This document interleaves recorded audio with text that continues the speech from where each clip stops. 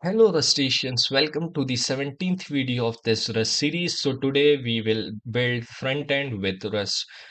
In our previous video, we have built backend with Rust. We have used multiple different technologies like we have used the framework Exam, we have used Surdy, Tokyo Crate, we have also used the SQLite DB. So if you haven't watched all these backend related concepts like what is API, what is middleware, and like these kinds of concepts, so you can go back to the previous video and watch that.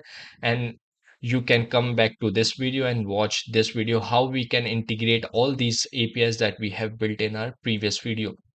So today we will explore what are different options to build front end with Rust, what are different frameworks, what is the concept of, let's say, DOM, virtual DOM, what is re-rendering, what is the concept of single page application, what is front end.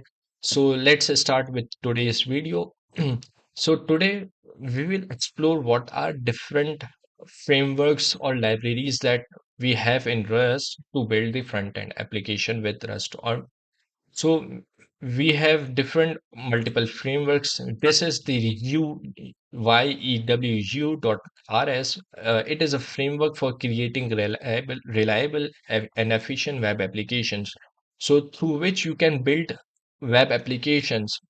So there are some kind of differences between all of these frameworks that I'll explain it to you in a while. And I'll also let you know about what is the architecture or life cycle of this framework. Let's say we will build our front end web application with the Yew. So why we are choosing this framework and what's the major what makes it outstand from different other frameworks. So here it is a WebAssembly. So what this mean? WebAssembly, abbreviated WASM, is a binary instruction format for a stack-based virtual machine. It is, you can consider it as a virtual machine. WASM is designed as a portable compilation targeted for languages, enabling deployment on the web for client and server applications. So just for a concept, all the frameworks will compile your front end code and it will convert it to WebAssembly just for initial concept, just to understand for. And there is another framework which is called Dioxus, which is the framework, Rust framework for building full stack web, desktop, and mobile applications. So what this means, it is a cross-platform application. So just take an example of React. So through React, uh, you can build front end, web application means web application, and you can also build a mobile application with React Native. However, if you consider the JavaScript language as a language, so JavaScript language helps you build front end for web application, mobile application through React Native. You can build the desktop application through Electron.js. So you can so one code base, every platform, it's kind of Flutter, it's similar to the front end, one code base, every platform. So Dioxus is the Rust framework for building full stack web application, desktop application, and mobile application. Iterate with live hot reloading, add server functions, and deploy in record time. There is a web there is another framework. So create a small, fast, secure cross-platform application. This is Tauri. So if you haven't if you want to see how we can build front-end applications with different frameworks, so I have some open source projects you can like Rust U boilerplates plate. So I'll let you know. I will teach you how we can use it, and we will build U application with this boilerplate. And if you come here, SQL query generator, it is built with Tauri and Rust. So Tauri is kind of a cross-platform application, or you can say a framework that helps you build cross-platform applications. And there is another platform or framework, Leptos. What this Leptos is, It helps a cutting edge Rust framework for the modern web application. Now let's come back to our previous videos topic. We have built backend application. So as I have told you in our previous videos that I usually write article or some theory about the specific topic on LinkedIn and on Twitter X, formerly known as Twitter. So I usually post it, and this is all about theory. I I try to write all the major concepts that we have covered in the video, uh, and I usually add the link of that specific video. So in previous video, I have written backend development with Rust. So there are uh, three kind of different frameworks to build backend. There are a lot of others, but the major ones are, the majorly popular ones are Exam, Rocket, and Eclipse. So, been exploring Rust web frameworks lately, and honestly, there are minor differences between all of them, but a clear decision depends on the use case. So, it depends on your use case. What's your use case, and what are the different capabilities, the support that each framework is providing you. If it suits your use case, your requirements, then you can prefer that one. So exam that we have used in our previous video to build the CRUD application to do app focuses on ergonomics and modularity, good for APIs, but you will be reaching for external crates more often. You have learned that we have installed, let's say, Tokyo, we have installed SERDI for JSON serialization and deserialization. So we had to install different crates for each purpose. So didn't provided us these kinds of support. And there is another thing that we will explore it today, is about course. I'll explain it to you in a while. So what this course is, so you have to resolve this issue. You have to to resolve this issue, you have to install a grade to resolve that specific issue. What sets Exam apart from other frameworks? Exam doesn't have its own middleware system. I'll explain it to you in a while, but instead uses tower service. This means exam gets timeouts, tracing, compression, authorization, and more. Secondly, Rocket, everything you need is included, but it can feel a bit heavy if you are building something simple.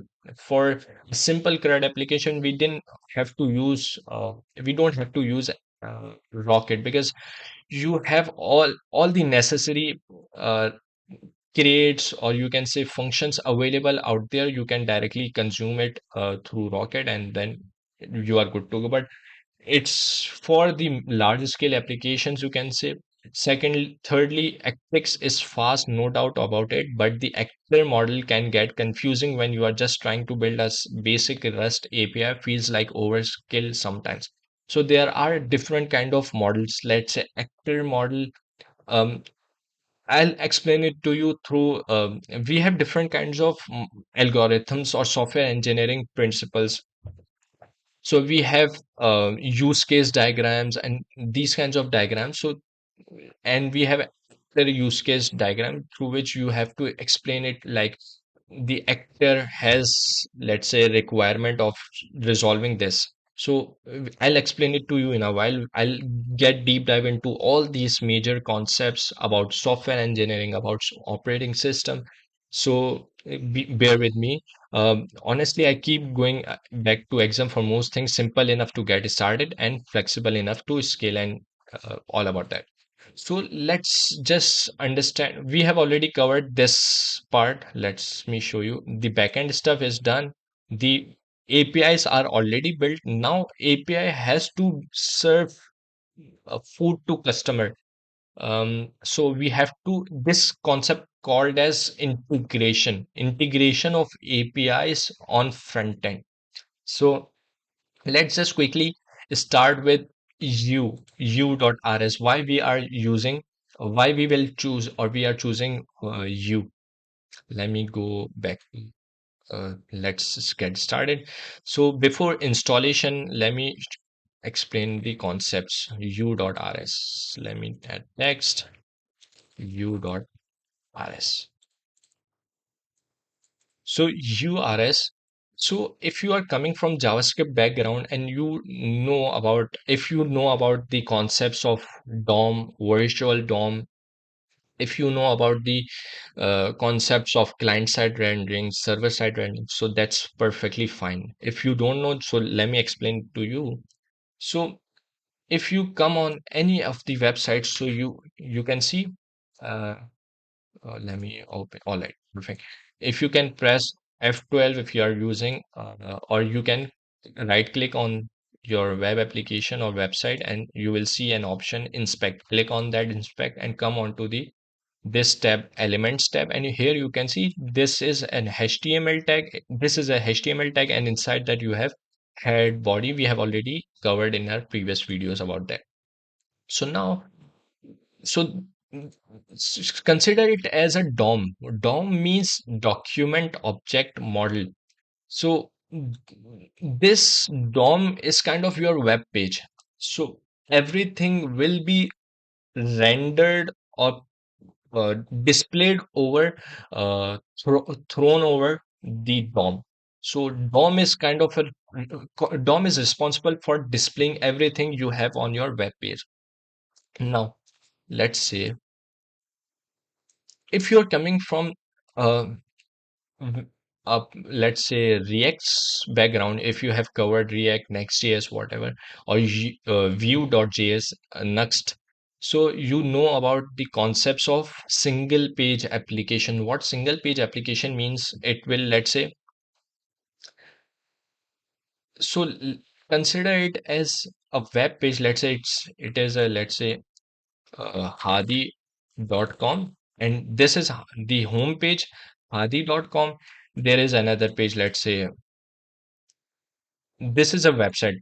All right. So this is, let's say, Hadi.com slash, let's say, about this. There is another page, let's say, let's consider it Hadi.com slash, let's say, content. So there are three web pages.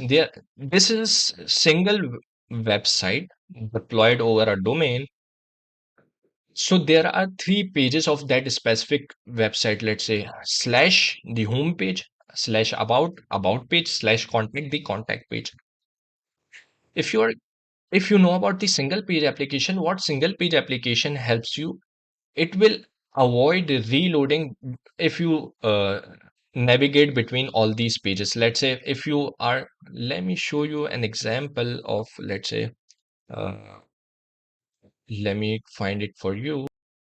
All right, so I just found the example out there. There is an example for the multiple page application, the MPA. So what MPA is, it will reload your page every time when you are navigating between the pages. Let's say there is, I'm currently on home page, home, and let me click on this learn more.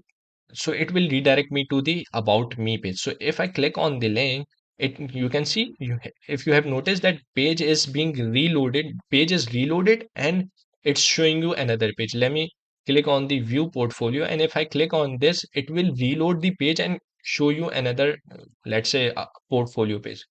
The page is reloaded and it is showing you the portfolio page. However, for the single page application, let me show you an example of my website built with, this is built with Gatsby. Let me show you. Ta-da-ta.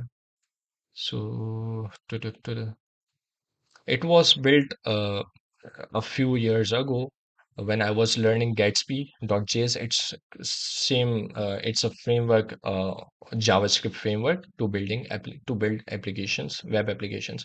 So here you can see I'm currently on home page, and if I click on about, it should no. Uh, okay, on projects. If I click on the projects link, it should redirect me to the projects page, but if you will notice, let me click on the page projects. Here, did you notice there was no any reload? The page wasn't reloaded it has shown you directly the separate page. Let's say, so what does this mean? Everything of your website is reloaded at the first load, and you will see the page changes whenever you want to redirect navigation. Everything will be performed on a single, it will consider a single page, and inside that single page there is a concept virtual DOM. Let me display. If I clicked on this contact, it had, okay, there is no linking between them. Let me close all this stuff. Perfect, perfect. Let me close this LinkedIn post as well. Now let's come here. So I have explained you what SPA, single page application, is, and let me write it. Single page application versus let's say multi-page application. So this is perfectly fine. I have explained you this concept. There is another concept is about DOM and virtual DOM. So all these concepts are related to Yew. This is the framework that we will uh, using which we will build our front end and integrate the backend CRUD APIs. So let's say, so let me add, let's say, virtual DOM. So what DOM is your, let's say, this web page. This is your, consider it as your DOM, document object model, where your each and every tag, the each and every text images will be displayed on the DOM, which will be displayed to user. Now virtual DOM, oh, virtual virtual DOM. So what virtual DOM mean? So virtual DOM, now what you or any single page application does is it will, let's say, or it will load or render all the components on virtual DOM. It will create a virtual DOM. You can say it is not a real DOM. So what's the difference between what will what happens if I directly make changes on real DOM, the DOM? It will be really expensive. It won't be efficient enough. The optimization will be impacted. SEO will be impacted. So what React did or other frameworks did, because you and any all the other frameworks copied the concept from React, which is built by Facebook back then. So virtual DOM. So let's say the front end, all the components will be rendered on your virtual DOM, and then after full reload, after rendering, it will display or reflect these changes to the DOM, real DOM. And what if I make changes? Let's say I have a page slash contact, and inside that slash contact, I have, let's say, a contact form. I have a contact form here. First name, let's say. So let's say if I make change here, and let's say I have made changes here, and I have added a field, let's say last name. What's happening? Uh, Ignore everything. Last name. Oh, last. Okay. So let's say if I have made changes here and I have added a field last name here. So what happens, whether this whole page will be reloaded, whether this whole page will reflect the changes here, what will happen? So there will be a concept that this on which, let's say, in any of the component I will make change, मैं किसी भी component में changes करूंगा, it will only reload that specific component. So it will re-render this specific component only. So re-rendering means re or updation of that specific component in virtual DOM, and then virtual DOM will reflect the changes onto the DOM. So this is the concept of DOM, virtual DOM, single page application, and multi-page application. All right. So now I have taken an example. Uh, so what's the architecture, or you can say the diagram of how Yew works? So there are some components like renderer, HTML. I'll explain it to you when we will start with this Yew development, the hands-on development. So there are, let's say, Yew renderer, Vue, HTML. We also have so what this um, Vue provides us, because I have already told you Vue is similar to the React. So in React, we have, let's say, hooks like with use state, use effect. So all these um, hooks and concepts are same, or you can say implemented as same as they have in React. So I'll explain it to you how these concepts work if you don't know about what is use state, use effect, and so on and so forth. So let's start with the installation of how we can start building with different EU. So let me close everything out. That's perfectly fine. Let's start with the installation. So you have to install the WebAssembly. So Rust can compile source codes for different targets, different processors.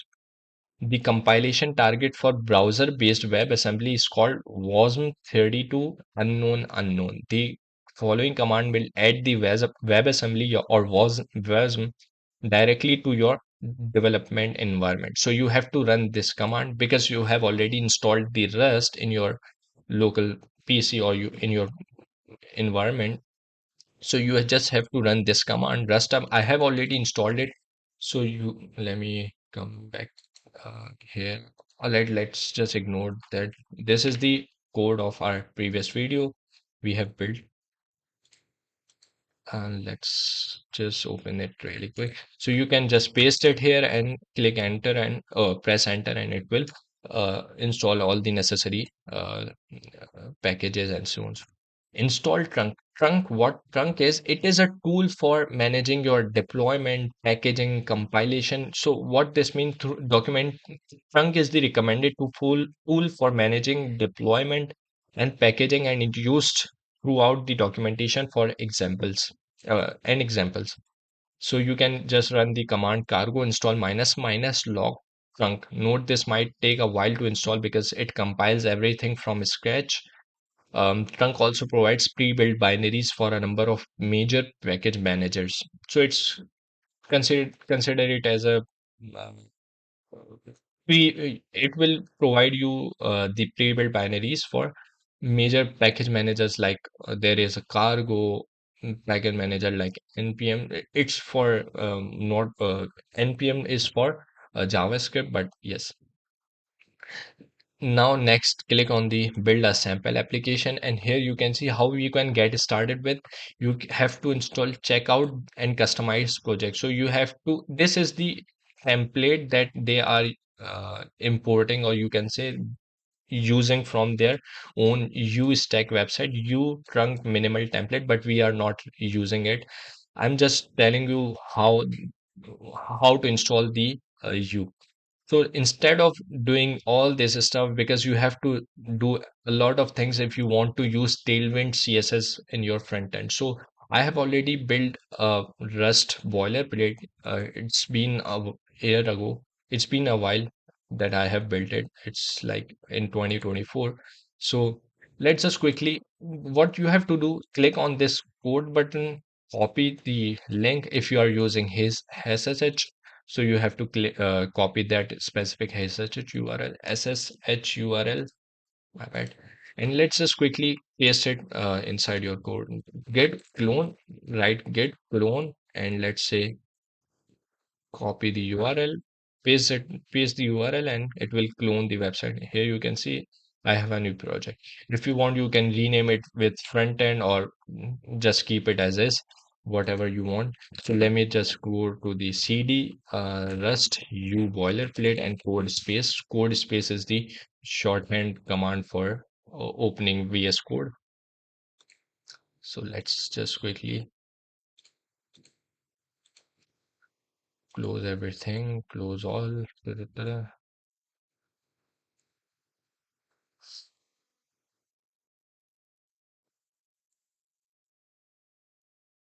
All right, perfect. It's open here. Let's just quickly understand what's the directory structure is, what is the directory structure, what are the files that we have it in this project, and what's the use case of all these files. Trunk.toml, it's the configuration file for trunk. So I have already added the hooks. So what this means, it will build your um, Tailwind CSS, convert your Tailwind CSS and convert it into the CSS file, the output CSS file. Let me show you how it works. Here you can see -o source styles output.css. One more thing, you have to install. Let me open this. You have to install Node.js into your PC to work with this Tailwind CSS. So let me just tell you how to install it. And if you don't know about React, Next.js, or Tailwind CSS, you can go back to the web development bootcamp that we had in recent times. So you can watch the video on my channel. So you will get to know about what is Tailwind CSS, how to work with Tailwind CSS, and all about the web development. So let's just quickly go to the click on this Node.js URL, and you will be redirected to the nodejs.org, the organization. And then if you click on the download button, it will download the Node.js into your get Node.js. Click on this, download it into your PC, and after installing or downloading and installing this, you will have, let's just quickly run another command. Let's quickly open the terminal.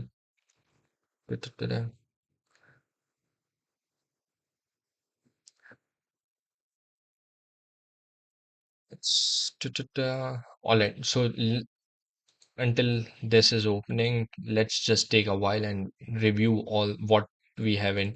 So tailwind.config.js, it will be updated. I'll update it because in recent release of the Tailwind CSS, they have removed this config file, and instead we have all the necessary commands or all the necessary utility classes available in the global.css, so we can work with that. I'll explain it to you how you can update that, but for now you can just work with this version and all these stuff available to you.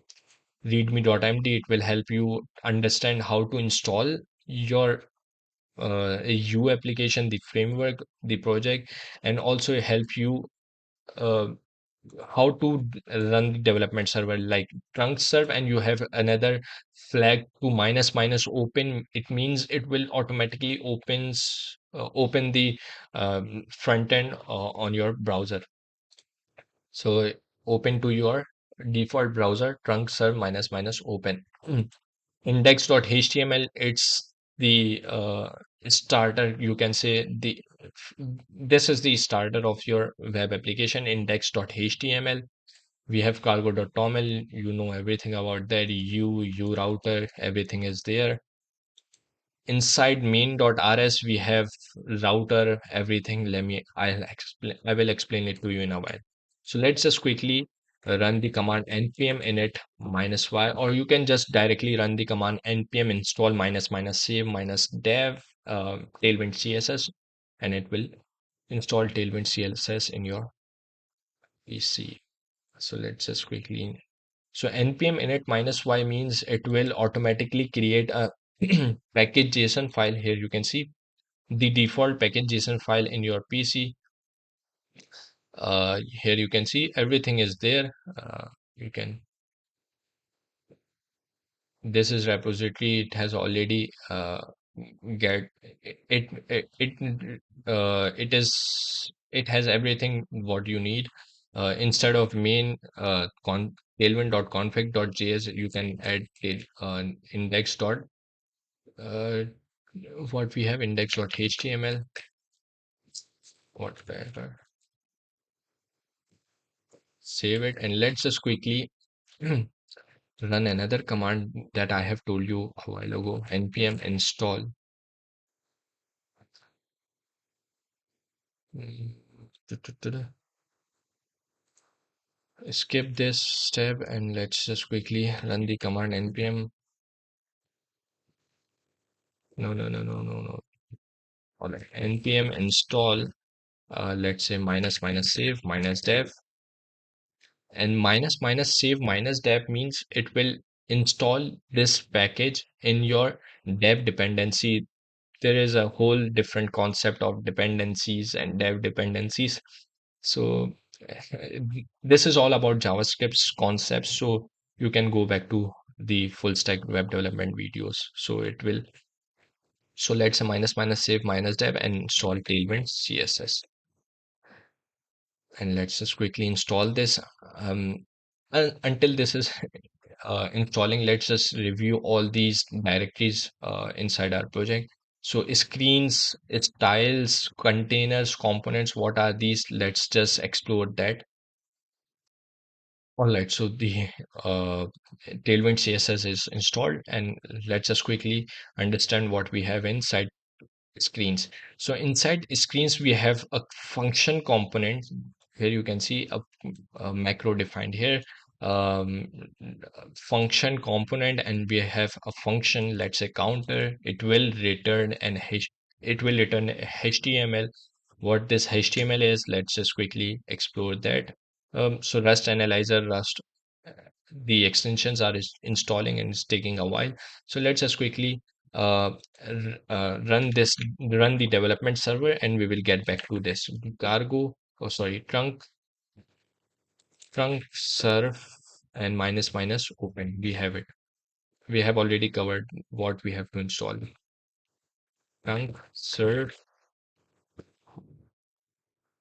minus minus open, and it's starting trunk. This is the trunk version, whatever you have it.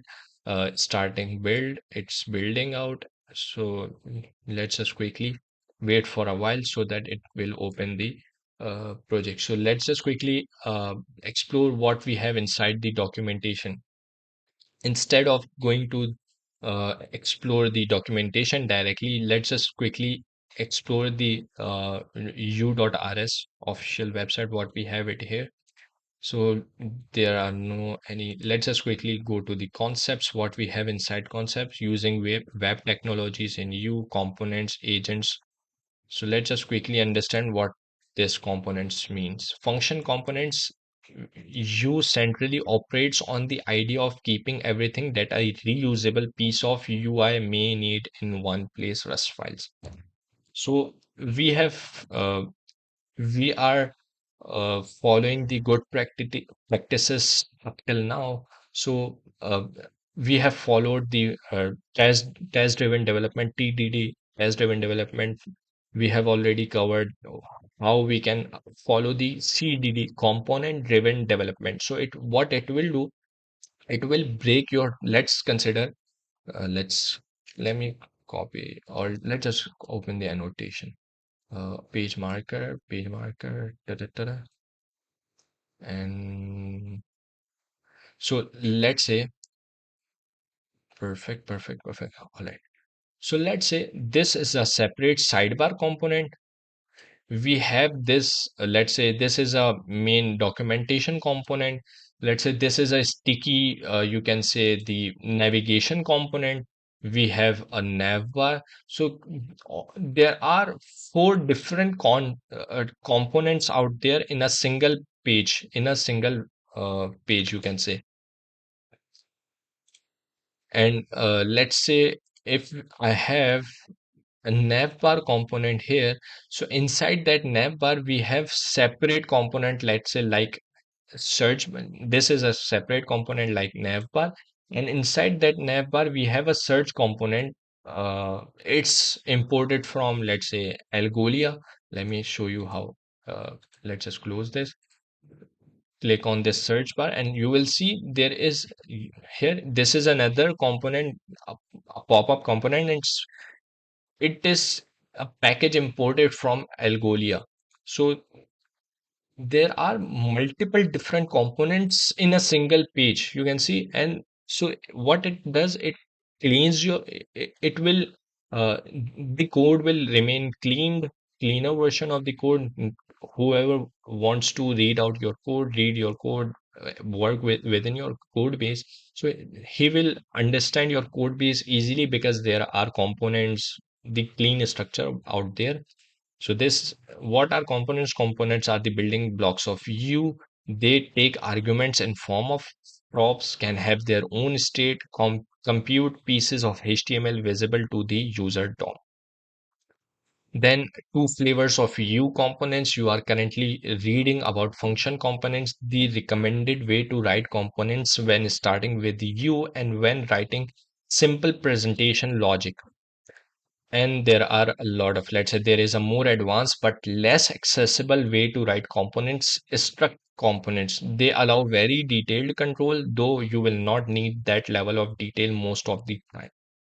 So because you are working with HTML, so you don't need to work with struct component most of the time. What struct component will do, it will provide all, let me show you an example if there is any. No, there is not any example present here. I'll explain it to you by implementing the concepts of Todo application. So struct application, you will define all the necessary let's say fields, what is required. Let's say if you are building form, so you just have to pass function component, you have to pass the struct component, you just have to pass the fields required, and it will automatically build your form. So let's just quickly go to the properties. What properties are? Properties are essentially component arguments, and there are two different concepts: CSR, client side rendering, and SSR, server side rendering. Or here you can see the project is built. Okay, so the boilerplate code has the counter application. So if I click on +1, it is automatically incrementing the counter. If I click on -1, it is decrementing, and on 0, it's not allowing me to uh, decrement or perform the decrement operation on that specific counter. So you can see the cursor is disabled, you cannot perform the functionality. So now I have told you about the concept of CSR and SSR. CSR versus SSR. This is an advanced topic. So let's just quickly. So CSR means everything will be loaded on front end, on the client side. Let's say the the page is loaded. So let's say, let me reload the page, and after, here you can see the page is loaded, and everything, let's say anything, let's say coming dynamically from API. Let's say, let's consider this component is coming from an API. The response is coming from an API, and let's say it's loading the response or getting the response from API. So what it will show, let's say it will show, let's say, a skeleton, a loader, that we are fetching the data from let's say some third party sources from an API. So on client side, let's just, this is a simple example through which I can explain it to you. So you will see a loader, and then after a few moments, you will see the data is being loaded on the front end. So whenever the API is called on client end, you will see the API is being called here, let's say in network tab. Whenever the API is logged into your network tab, it's considered as client side rendering. And server side rendering means anything loaded on server. You won't, let's say the page is loaded with this specific data. So what does this mean? The before loading this page, before loading this page, the API is being called on server, the data is being injected and pass from the server, and you will directly see the data on front end. So client side में data आपके पास client पर load होता है, आप उसको देख सकते हो कि भाई क्या लॉग हो रहा है, क्या API. And on server side it means कि भाई सर्वर पे डाटा लोड हो रहा है और आपके पास जस्ट रेस्पॉन्स आ रहा है. Through which it's the simple way through which I can explain it to you. So if you so now here we have u.rs, the and let's just quickly close everything out. And here we can see we have a button component. We have a button inside that buttons components directly. We have button.rs. So I have created a component button, and inside that button we have a struct button props. And prop or default means, this means that it if the prop is being passed, if the data is being passed from external source, then it's perfectly fine, get it. If it isn't passed, then just consider something as default value. So let me just explain it to you in counter. In button, this is a button component. So let's say if you want to declare, if you want to use a component inside your any of the file, so what you have to do, you just have to import that specific component.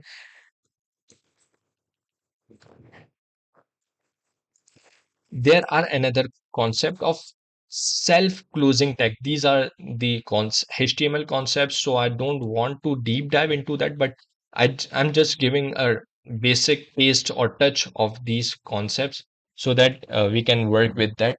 So what these concepts are: self closing tag means, let's say BR breaker. It's it will add a line break into your web application. So it's a self-closing tag, and you will not have anything if you don't have any children between, let's say, closing tag and opening tag. You don't have anything. You can use closing tag directly, self-closing tag, or if you have something to pass inside children, uh, you can directly use this like that. And what we have here, these are called props. In function, we have function arguments, function parameters. Same as in components, we have props. So this is prop name and the value, prop name and the value, prop name disabled and the value. So I hope this is pretty much uh, easy for you to understand what the major concepts are, the underlying concepts of you. So let's just quickly let's explore what we have in styles. Inside input.css, we have uh, u- some base configuration of the Tailwind CSS, Tailwind base, Tailwind components, Tailwind utilities. So you can explore everything from here. Tailwind CSS. So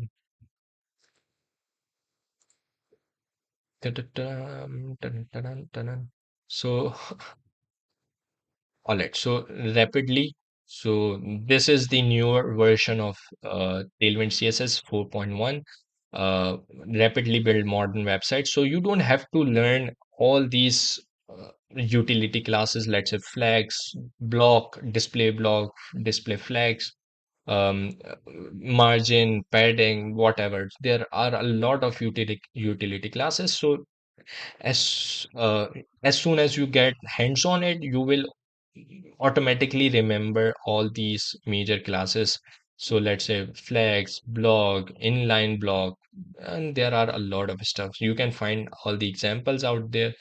The documentation is pretty much easy to understand, cleaner. You can see core concept. If you know what is CSS, so it's easy for you to understand Tailwind CSS, MX auto, margin, zero auto, and so on and so forth. So let's just quickly go back to the U. So let's just quickly cover this. All right. Now let's just understand the concepts of a router. Um, if you if you have if you know the concepts of routing, what routing means. Let's say I have a page, let's slash about. I have a page slash contact slash refers to, let's say, home page. So all these are different routes, same as we have in backend. So if let me show you an example. Right here, you can see where is, yes, right here. Routes. What this route mean? It will provide you different routes to access. So same as here. These are different routes. Route counter. And what should be the path? The how to access that specific component? You have the path. Let's say at slash and not found page will be, let's say, if you come here and let's say slash, I'm adding some random numbers characters. So what you will see here you can see 404, this page could not be found. Same as like this. If you don't have any page available, let's say I have, let's say, at slash about slash contact whatever, and except for all these three pages, it will show you not found page. So this is this. So let's just quickly uh, add the some random number, and you can see 404, oops, screen not found. And what if, let's say, let's just copy this path, and let's say add and slash copy this counter here, missing match arm and counter not covered. That drive macro generating an implementation of Parquet. The behavior of this macro is described in detail here. So you can cover what we have. So partial equal means, so what partial equal means, you don't, let me see, and here, so this route is considered as counter. So you can access this counter on this. This is, let's say, so this is considered as a route. And if you want to, let's say, counter one, and let's say counter one, and let's quickly what happens. Let's just quickly save it, and let's see what we are. Save it. Let's just quickly reload the page.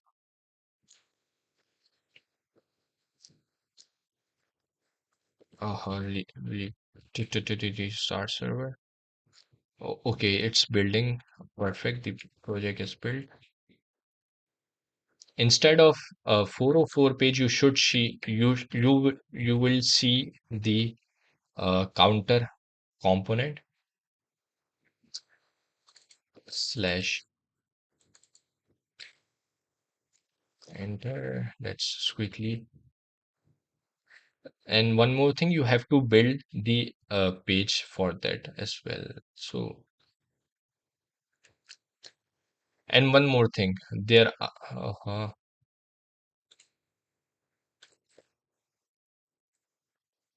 So here you can.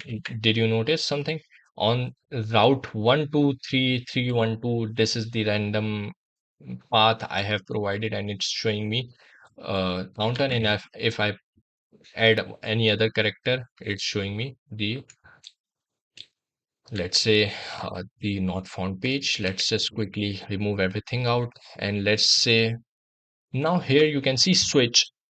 Switch is considered, um, if you have, let's say, let's take an example of your home. You have a switch in your room, and inside that switch you have different buttons for, let's say, different functionalities. Let's say for fan this button will work, for tube light or for uh, lights you have this button, for, let's say, for any of the purposes you have different buttons to work with. So the switch will be considered as a parent element, and inside that parent element, all the necessary functionalities, let's say routes, will be implemented. It's perfectly fine. And router, it is the parent component. Inside browser router, you will declare the switch, and inside that switch, you will provide all these routes, and you have rendered. So if you are coming from the React background, you have something like root, and inside that root, you have the root is the ID. So what you have had, let's say render, it's just an example, render, let's say ID is equals to root. So it will render your application on root ID. So same as that, you renderer, it will call the renderer. And app, what this app is this function component. So everything is component, and inside that it's calling the new, and then inside new, and it will render that specific app, and inside that app, so you can consider it as a tree. So we have, let's say, render. What render do? Render will render this app, renderer. Renderer will render the app, and app will render, let's say I have a counter component. I have a, let's say, a not found component. These are all components. So it's kind of becoming a tree. And inside that tree, you have you have a separate uh, tags, HTML tags. So it will have, let's say, separate tree. And so this is considered as a tree-like structure. DOM is considered as a tree-like structure. You can consider it that way. So I hope everything is clear for you. It's been already an hour and we haven't started the development of to-do application. So let's just quickly remove everything from here. We don't need any counter. We just want our screen of, let's say, to-do application. So let's just quickly remove this counter screen, and inside, let's just quickly add, let's say, to-do screen, to-do.rs, or let's just consider home rs. And inside that, let's just quickly add the function, same as we had function, function component, and inside that, let's say pub function, and we have, let's say, home, and home will return, let's say, html will be imported from, let me just go here. It will be imported directly from you. So let's just quickly import everything, or you preload, and let's just quickly remove this. Why I'm saying quickly every time. And home means home.rs file. Save it quickly. uh, what happened?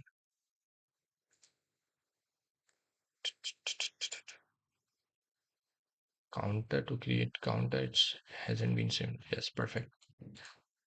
And inside that, let's just quickly import this html, and we have, let's say, home, and inside that home we have home, on slash we have home and home. So it's considered as a route. You can name whatever you want, and you have to pass the same name here is right here.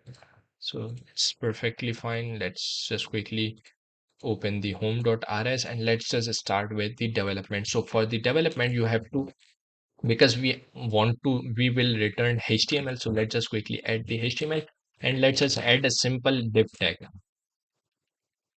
If you don't know about all these concepts, what are these tags, what is span, p, h1, h2, so you can just go back to my previous videos of web development and full stack web development. So you will find how to build the web application. So I will not make our page prettier, so I'll keep it more simple. So I'll not focus on HTML, CSS. I will more focus on the implementation with Rust, the functionalities, the concepts of how to work with Rust, how to work with the Yew. So let's just quickly start with, let's say, I want to, let's say, add an H1. Let's add a H1 with, let's say, to do application. It will add the heading, and inside that heading, we will have to add the input, and let's say add a button. Simple is that to add the to do. Add it div here, and let's just consider it as main tag, uh, uh, and main div the closing div, and inside that, let's say we have um um in let's just add the form component. Inside that form component, we have on submit prop.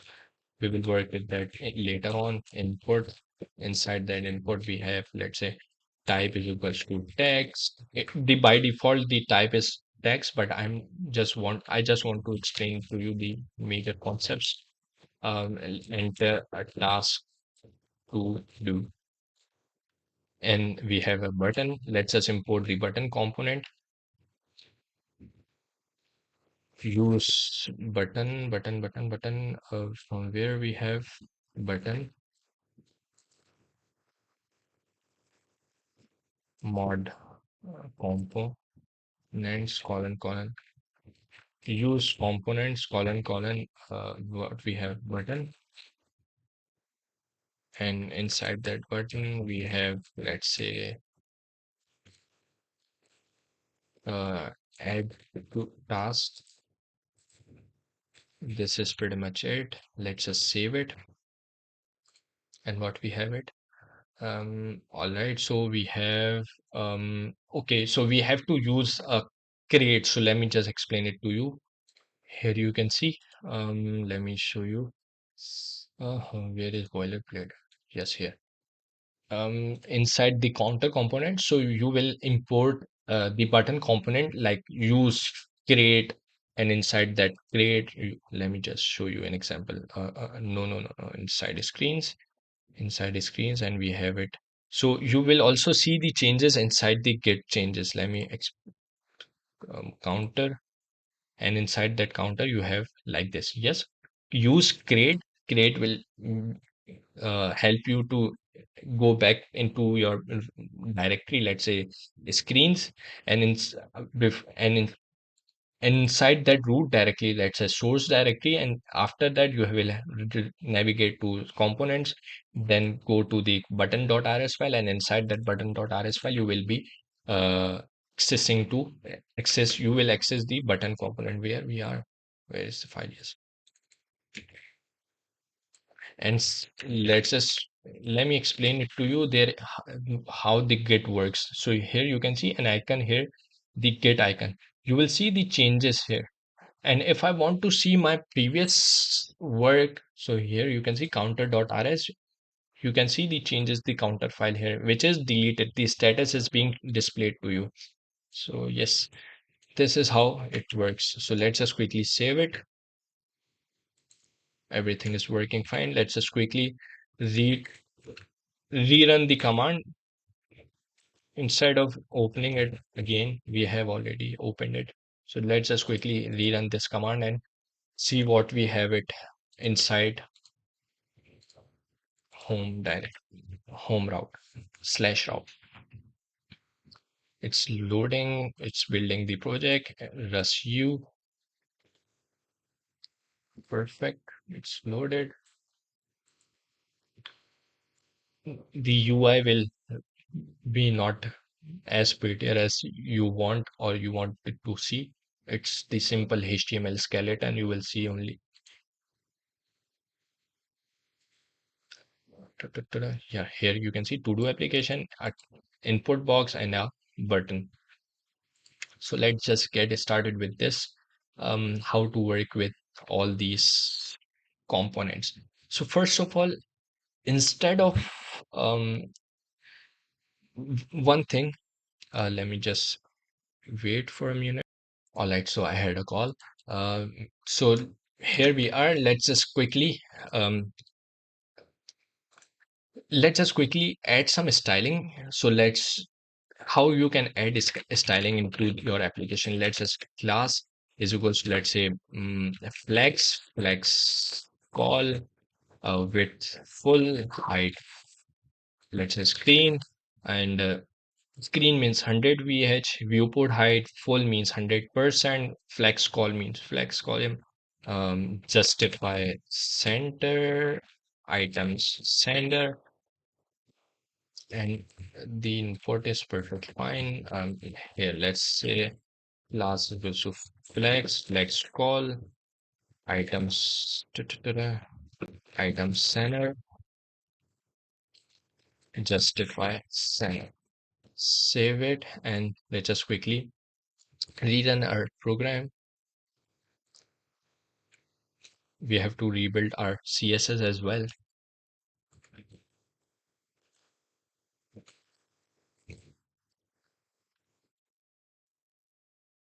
We can also add the watching command. So what trunk will is doing, it is reloading your page every time it is rebuilding, but it's not rebuilding your CSS every time through the hook. So I have to add the functionality later on.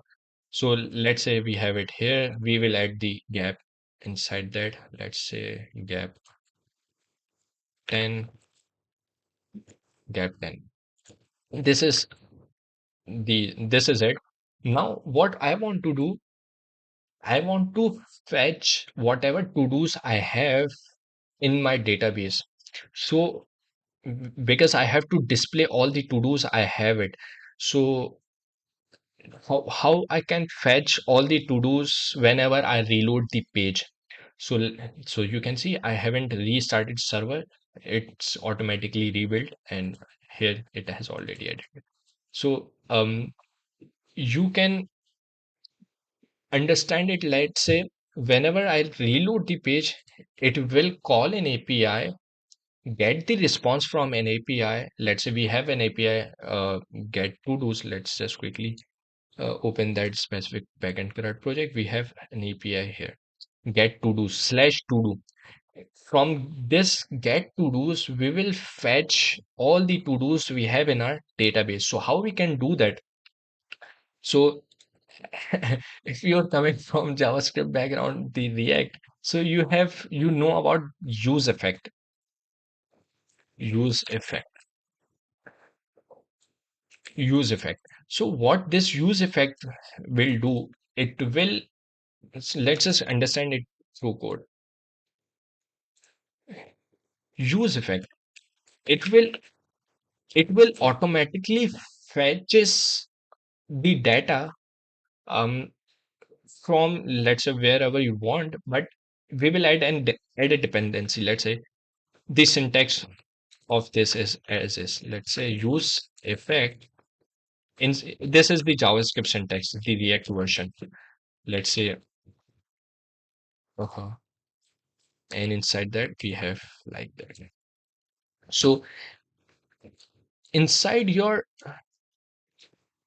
curly braces, you will add your functionality. This is a fat arrow function, or you can consider it as a callback function. And inside this curly braces, this is a function body. You can add all the functionalities, whatever you want. Let's say console.log, or you can, let's say, add the API call to fetch the to-dos, whatever you want. And inside that, the empty dependency, what does this mean? Empty dependency means fetch, means call this function or call this body only once when this component is rendered. Now you will ask me, Hadi, what's the meaning of rendering, re-rendering, mounting? So there are life cycle hooks, you can say. So mounting, re-rendering. So just understand that whenever anything comes into your web application or in display, it will considered as mounting or rendering. And re-rendering means whenever you make changes into your components, it will re-render, reload that specific component, not the whole web page. सो ये एक इन हिंदी और उर्दू ये कि आप आपका जो page है वो आपका सिर्फ स्पेसिफिक कंपोनेंट री रेंडर होगा, आपका होल पूरा पेज री रेंडर नहीं होगा, वो लोड नहीं होगा। सिर्फ वो चेंजेस आपको रिफ्लेक्ट हो जाएंगी सिर्फ उस कंपोनेंट के री रेंडर होने पर। सो यूज इफेक्ट, अब यहाँ पर आपकी एम्प्टी डिपेंडेंसी है, एक बार चले लेट्स से मैं चाहता हूँ कि यार मेरे पास कोई एक वेरिएबल है जो कि चेंज हो, whenever I make changes into a specific variable और state, it should reload or it should refetch the to do's. So let's say as soon as I add a to do, a task, it should refetch all the to do's. Just for an example, so let's say uh, edit to do. I have a, let's say a let edit to do is equals to false. Whenever I make it, whenever the value is changed, it will automatically rerun this body, this use effect. So there will be two things. ये for it will reload on for it will load or it will call this body for the first time when this component will be rendered, and for the for the next time it will update according to this according to the changes made here. So let's say if there is any change in edit to do, let's say if I have any other variable, let's say uh, um, task change, whatever xyz, whatever you value you have it, so it will change or call the body or reload this use effect accordingly. So this is pretty much it, the concept of use effect. So inside um, you, so how you can use this use effect, um, how you can use this use effect with dependency. So you have, let's say, use effect, and you have another, if you want to add a dependency, so you have another hook, use effect with, and inside that with you have to pass your dependencies here. What happened? So you have to pass dependency here and here, like that. So this is pretty much it. Let's just quickly go back to the documentation. And inside that hook, we have, let's say, hooks are functions that let you store data and perform side effects. This is another concept, side effects. I'm ignoring this for now. You comes with a few predefined hooks. You can also create your own or discover many community made hooks. So I haven't discussed about the community. So the community of Yew is a bigger, or the takes edge amongst all these other frameworks, let's say Dioxus or Leptos. Leptos is kind of a newer framework, so it's growing and it's evolving. It's perfectly fine. Um, it's becoming popular amongst developers right now. So rules of hooks: a hook function name always has to start with the use. Hooks can only be used in the following locations: top level of function or hook, block inside a function hook given it is not already branched, in the condition of a top level if expression inside a function or jab, let's say, let me show you. After this, you can define all the hooks right here, or let's say if you can add the if statement, if block, and inside that if block you can define anything. Hooks must be called in the same order for every render. Returning early is only allowed when using suspense. Suspense is another concept. Suspense is all about lazy reloading. You can say lazy loading. So let me show you through the example. Suspense is a way to suspend component rendering whilst waiting a task to complete and a fallback placeholder UI is shown in the meanwhile. It can be used to fetch data from server, wait for tasks to be completed by an agent, or perform other background asynchronous tasks. Before suspense, data fetching usually happens after fetch on re-render, or before component re-rendering, fetch then re-render. So suspense is a way to suspend components. So consider it as a suspend. It can be used to fetch data from server, wait for tasks to be completed by an agent. Someone will complete the task, it will fetch. So this is the pretty much it.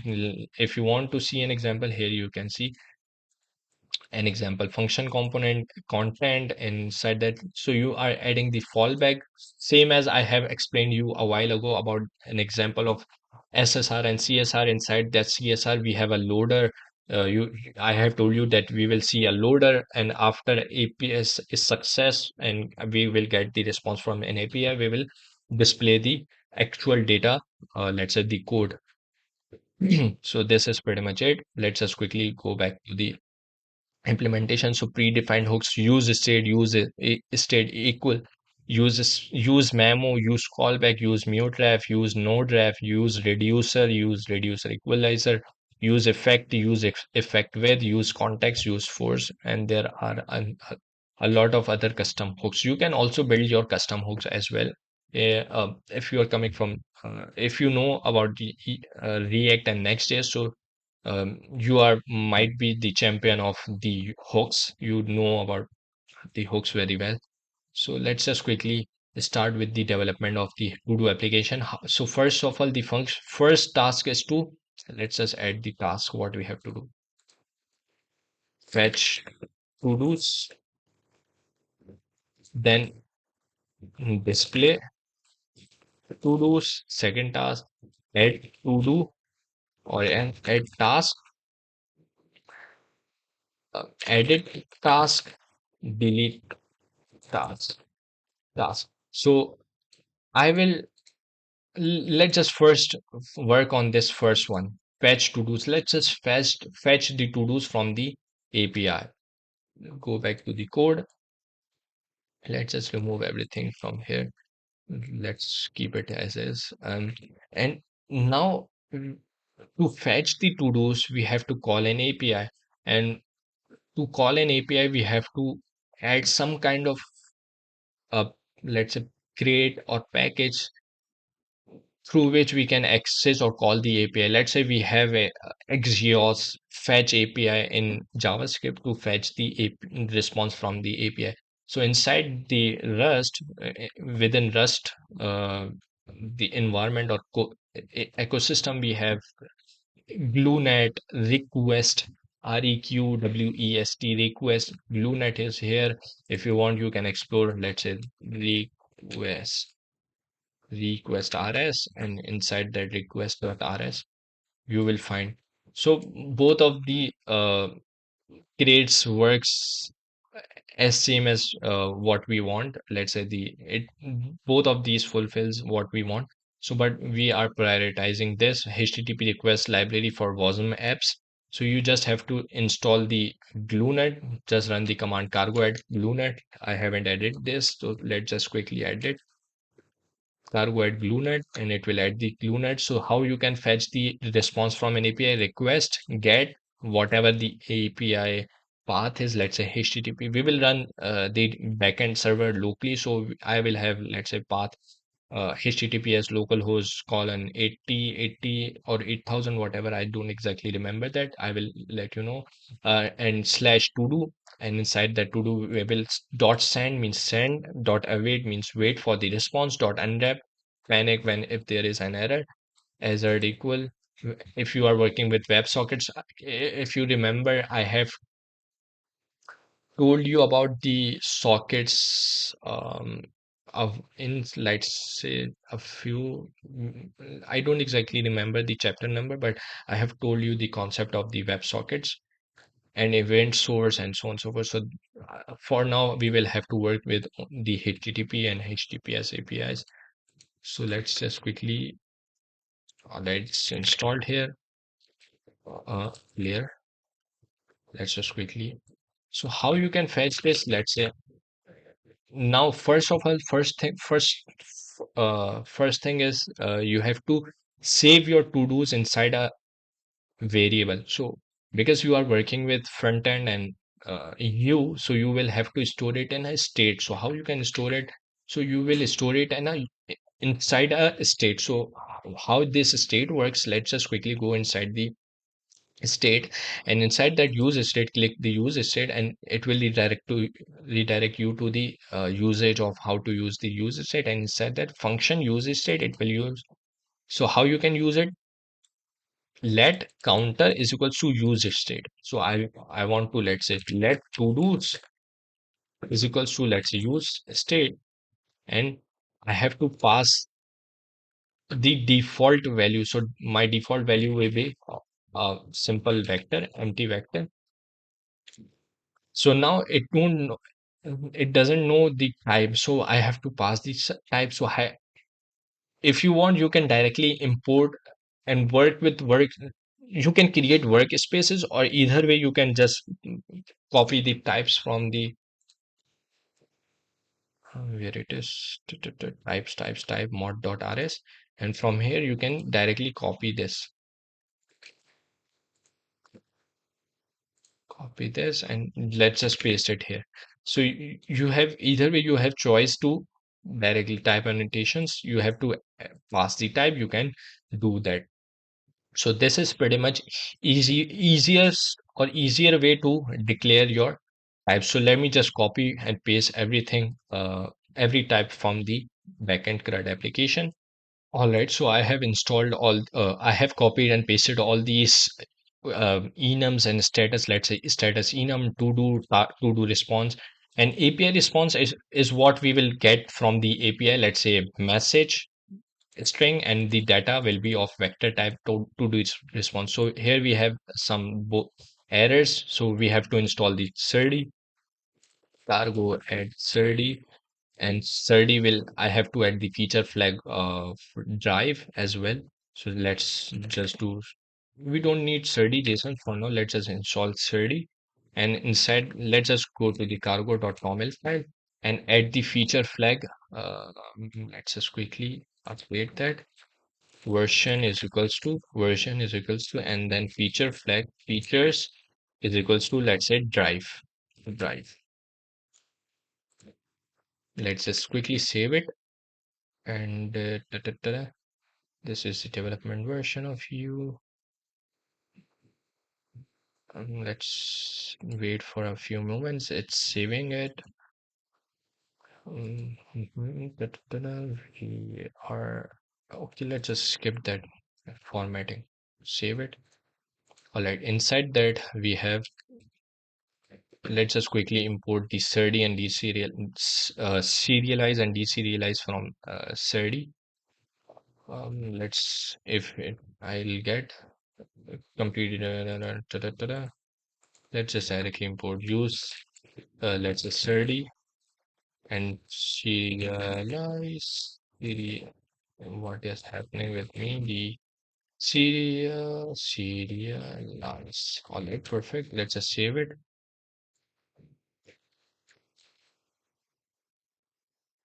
Save it. Deserialize. And let's just quickly run the command const serve. So for now, let's just quickly clear everything out. So usually it takes time because I'm recording on OBS, and everything is running in parallel. So that's why it's all right. Perfect. We have it here. Just analyzer is formatting. And let's just quickly add a function to fetch the to-dos from the API that and beforehand, let's just run the development server of backend CRUD app that we have built in our previous video. And what did I? That's perfectly fine. Let's just quickly clear everything. And we are on. Okay, let's just quickly, please.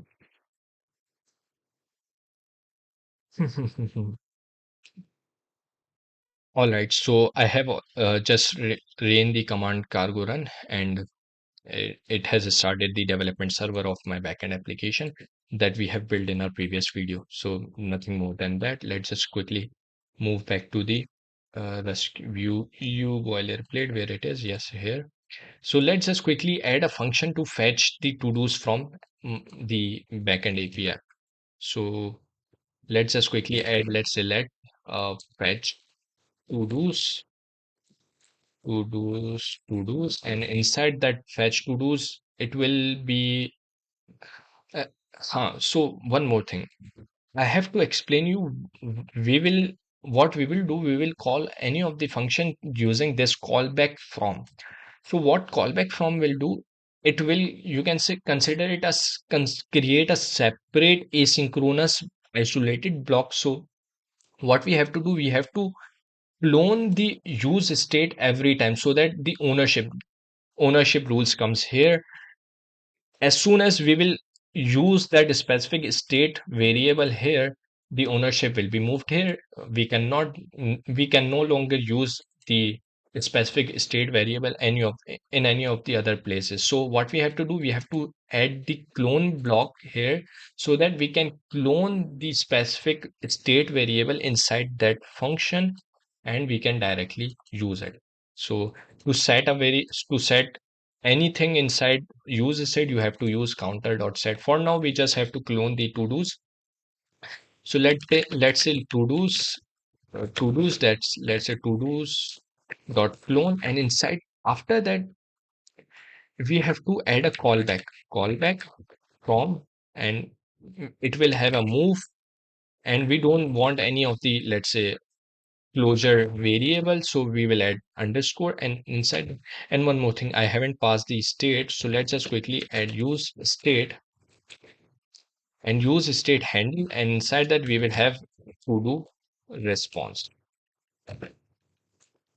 Let's just quickly save it, and inside that callback function, let's just quickly add to-dos is equals to to-dos dot clone and to-dos dot clone, and after that we will uh, there are two options. We can match the request. Let's say there are two options. Let's say let response is equals to, and let's say request get and call the API, or instead you can do this thing. Let's say match request.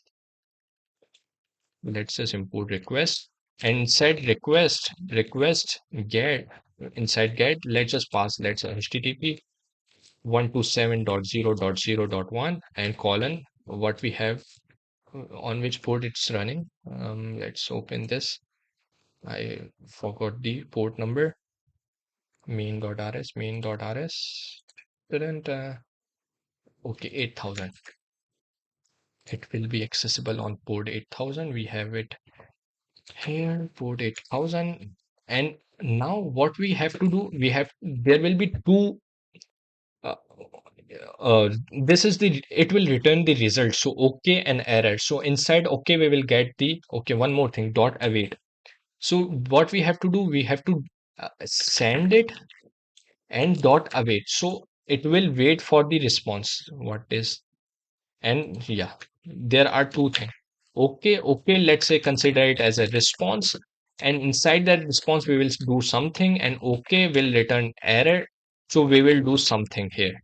Let's just save it, and here you can see we have implemented this thing. So now let's just add this call. So now how we can perform, so missing match arm not covered, we have already implemented. Oh, I have forgot to add.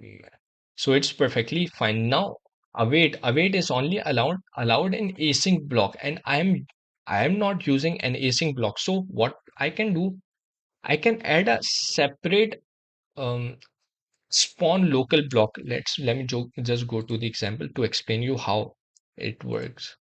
Use effect. If I have an example here, use effect. Use effect. Yes, sir. We have it here. No. We don't have it here. So let's just quickly exactly go to the use state is here. Hooks. Next function dot use effect. Let's just quickly see if we have use effect dot html. Might be we have it. Um, there are two choices. We can directly add the async block, or we can create a separate. Let's just inside that use effect, it's importing the glue utils document, and this you have clicked this one. There is no any async or await block here, so they are not okay. So okay, sorry for that. So there is an example here. No, they are not explaining through the no. So we don't have any example inside the documentation. So I'll explain it to you how we can add the or add a separate spawn block, spawn a separate block so that we can perform the asynchronous implementation. So let's just quickly go to the code. All right, so we are here. So let's just quickly add a block here. Spawn underscore local and import it from the Yew and add asynchronous block, and inside that specific asynchronous block let's just move it and move it here, and inside that response what we have to do, we have to get the response. So if let's say response, if there is a response, so what we have to do, we have to convert the response. We have to define the type first. What the type would be, let's say API response. So we have to get the API response as JSON, and then we will convert, and we will extract the data from the response. So how we'll do, so we will do like let's say if okay, if there is an if there is a let me show you how. Response, let's say dot convert it to JSON. Except expect X as JSON. Let's say, let me show you. Reads the response to completion, passing it as JSON, and let's say dot, and you can convert it to or one more thing. Let's say API response, and inside that API response, you can let's say do await or one more thing.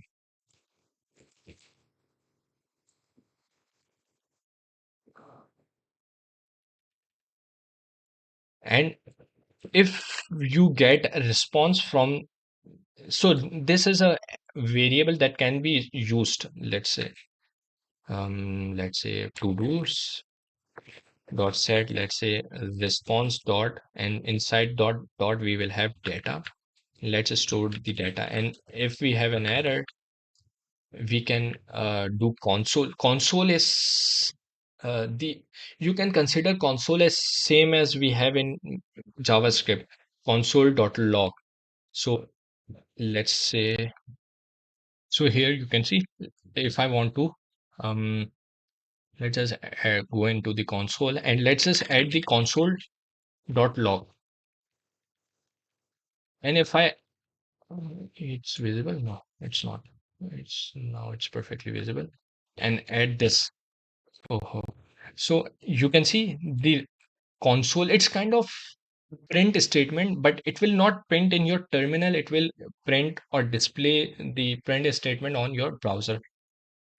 So let's just quickly come here into the code, and let's say you can call console um, log. Okay.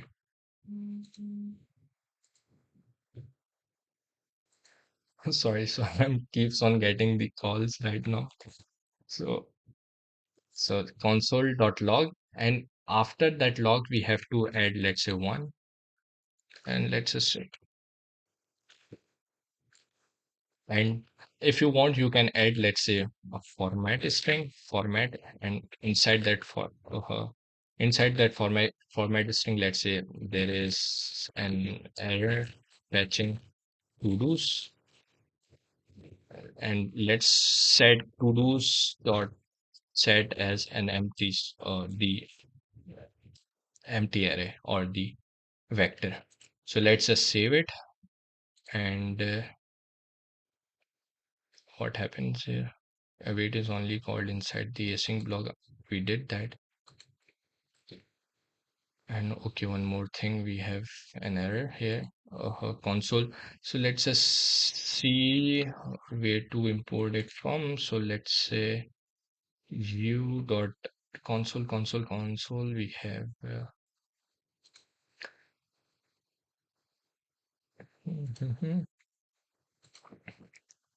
console. Let's see whether we have it inside the documentation or I have to, yeah, console logging. So to let's open it quickly. Info, no, WASM, it's converting. Where is this console logging? Let me, okay. So let's directly add that into the code. All right. So here we have, so to access all these web development tools, let's say console log, so we have to, let's say do cargo add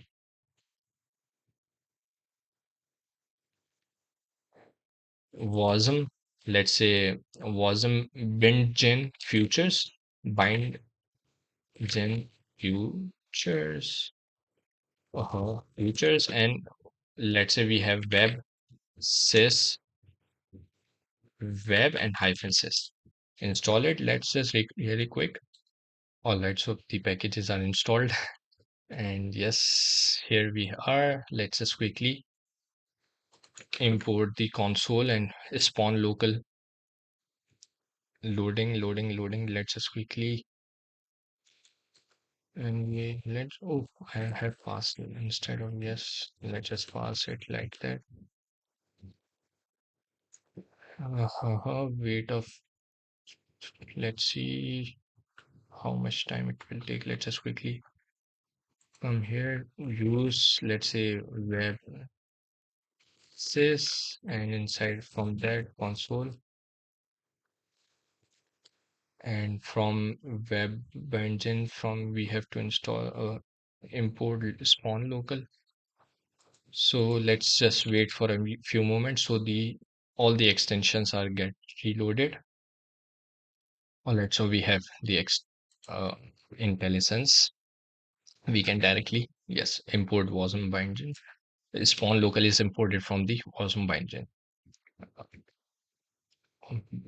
Let's just save it, and let's just use this use effect really quick. So we have already declared the function, and let's just quickly clone this specific fetch to do's. So let's say fetch to do's, that is equals to fetch to do's. So it's creating a separate variable inside that specific block, and clone what I did here. And let's call the use effect. So how you can call the use effect, and I'll call the width. So because I just want to, so let's just, so what the difference is, use effect will, simple use effect will rerun this fetch to do's every time. It will rerun every time. So it will not wait for anything. So it will keeps on rerunning. So instead, I want it to run only once or based on any dependency array. So because I'm currently doing a lot of stuff right now, so I won't be able to do use effect directly to reload every time and show you the example of how it works. So it will it will make my PC hard, or browser will not respond. So instead, I'll directly use it, the depends. Deps means, so I don't want to declare any dependency. So let's just keep it as empty, and inside the fetch to do's.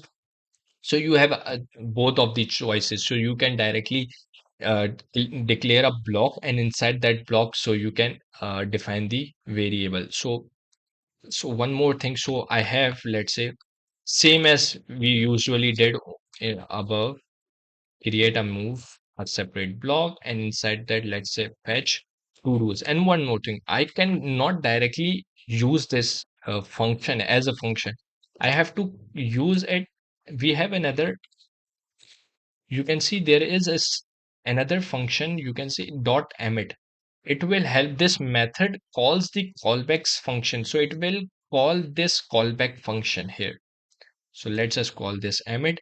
And inside this emit, you have two choices. You can directly pass this tuple empty parenthesis, or you can pass the value. So I don't want to pass any value. It's not accepting any value here. So there is no need to pass any value. And let's just quickly save it. What happened? Okay, format.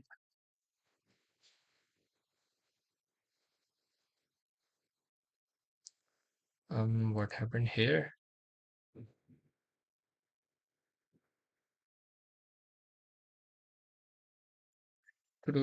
Okay, so JS value found string. Okay, so we have to convert it to into. So we have to add the into function.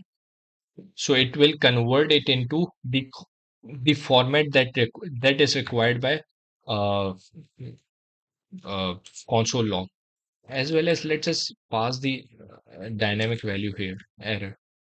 There's an error fetching to do's. So now we have it. It should be removed now. It's so now what we have in. Okay, so let's just quickly remove this.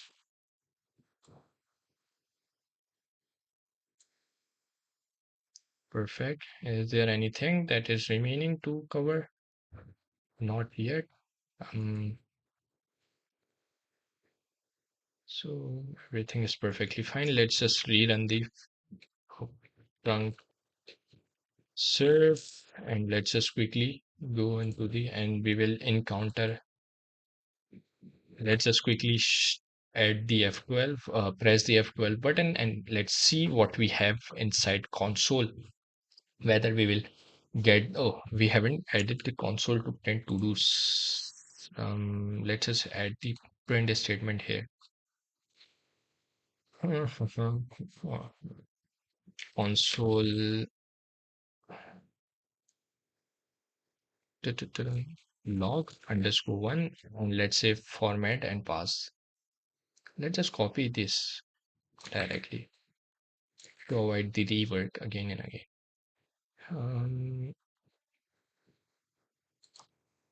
So there are two servers are running at the moment, front end and back end, everything. So let's just quickly remove it, paste this.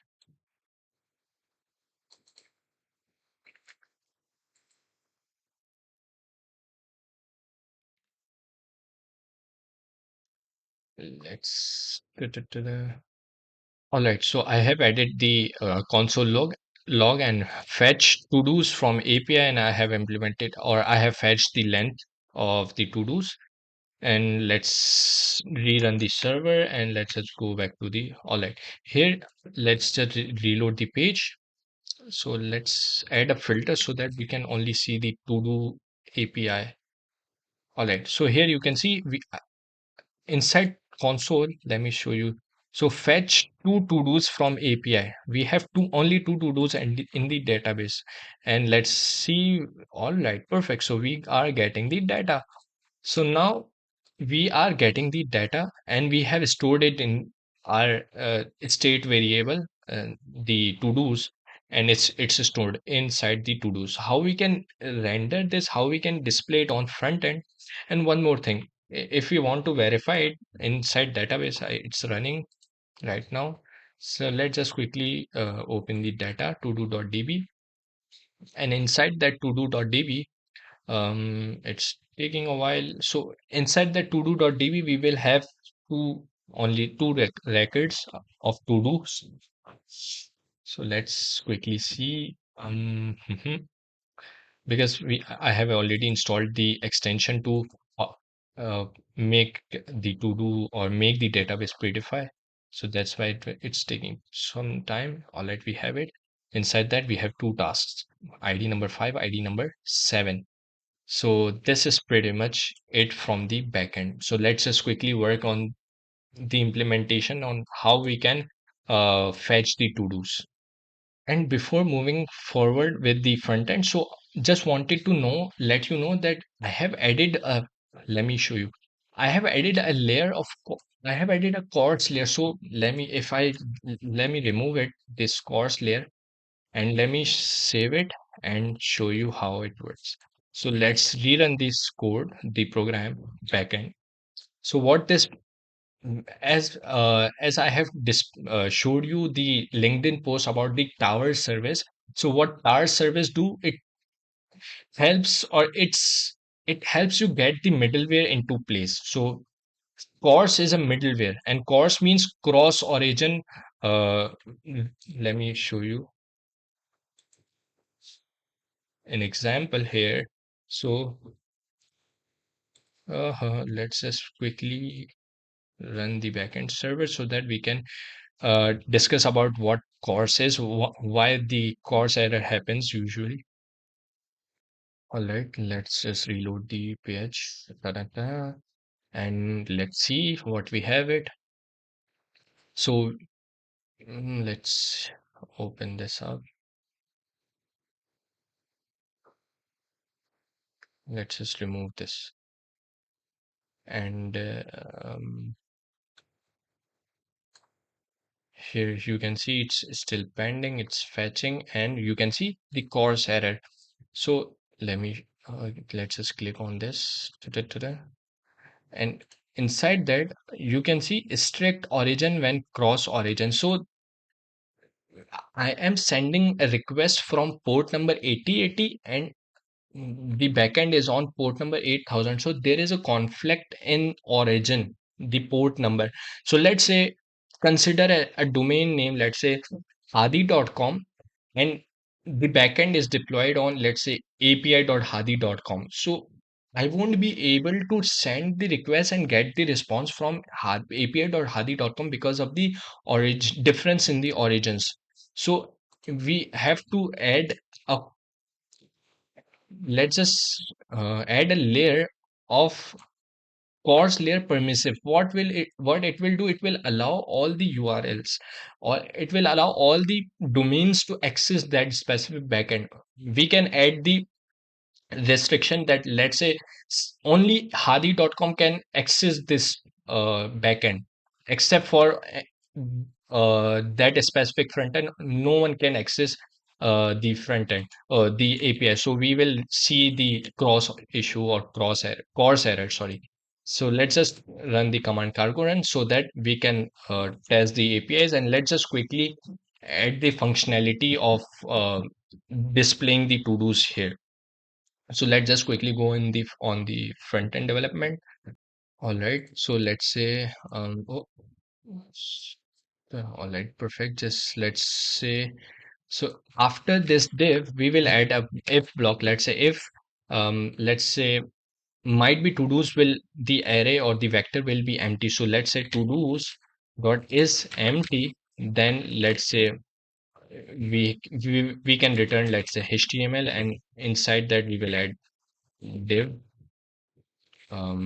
div, and inside that div, let's say, let's add a paragraph tag and say uh oops, no to do tasks, or because it's an achievement, or let's say no to do's task task found, please add the task above, let's say. And let's just quickly add the else statement here. So let's say if I want uh okay, what happened here? Okay, how HTML expected a valid HTML element. So I what I did, okay, I have added the parent curly braces, my bad. Okay, now let's save it so that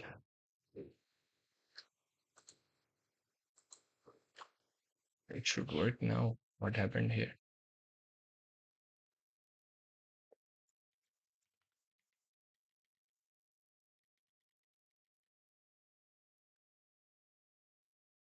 And let's say let's run the for loop over iterate over the to do. So for to do's dot iter, and let's say we will iterate over to do's.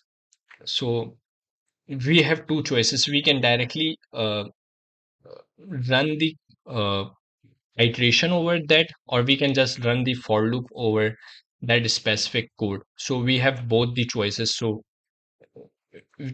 in, let's say, in our previous videos, I have told you about only using iterators instead of using the for loop. So I am right now using the iterators here. So let's just quickly use, let's say, to do here. We have another thing. We can dereference a variable here, or let me let's just quickly add an HTML add a HTML tag here. We have two choices. Let's say HTML tag, and inside that we can add, let's say, div, and inside that div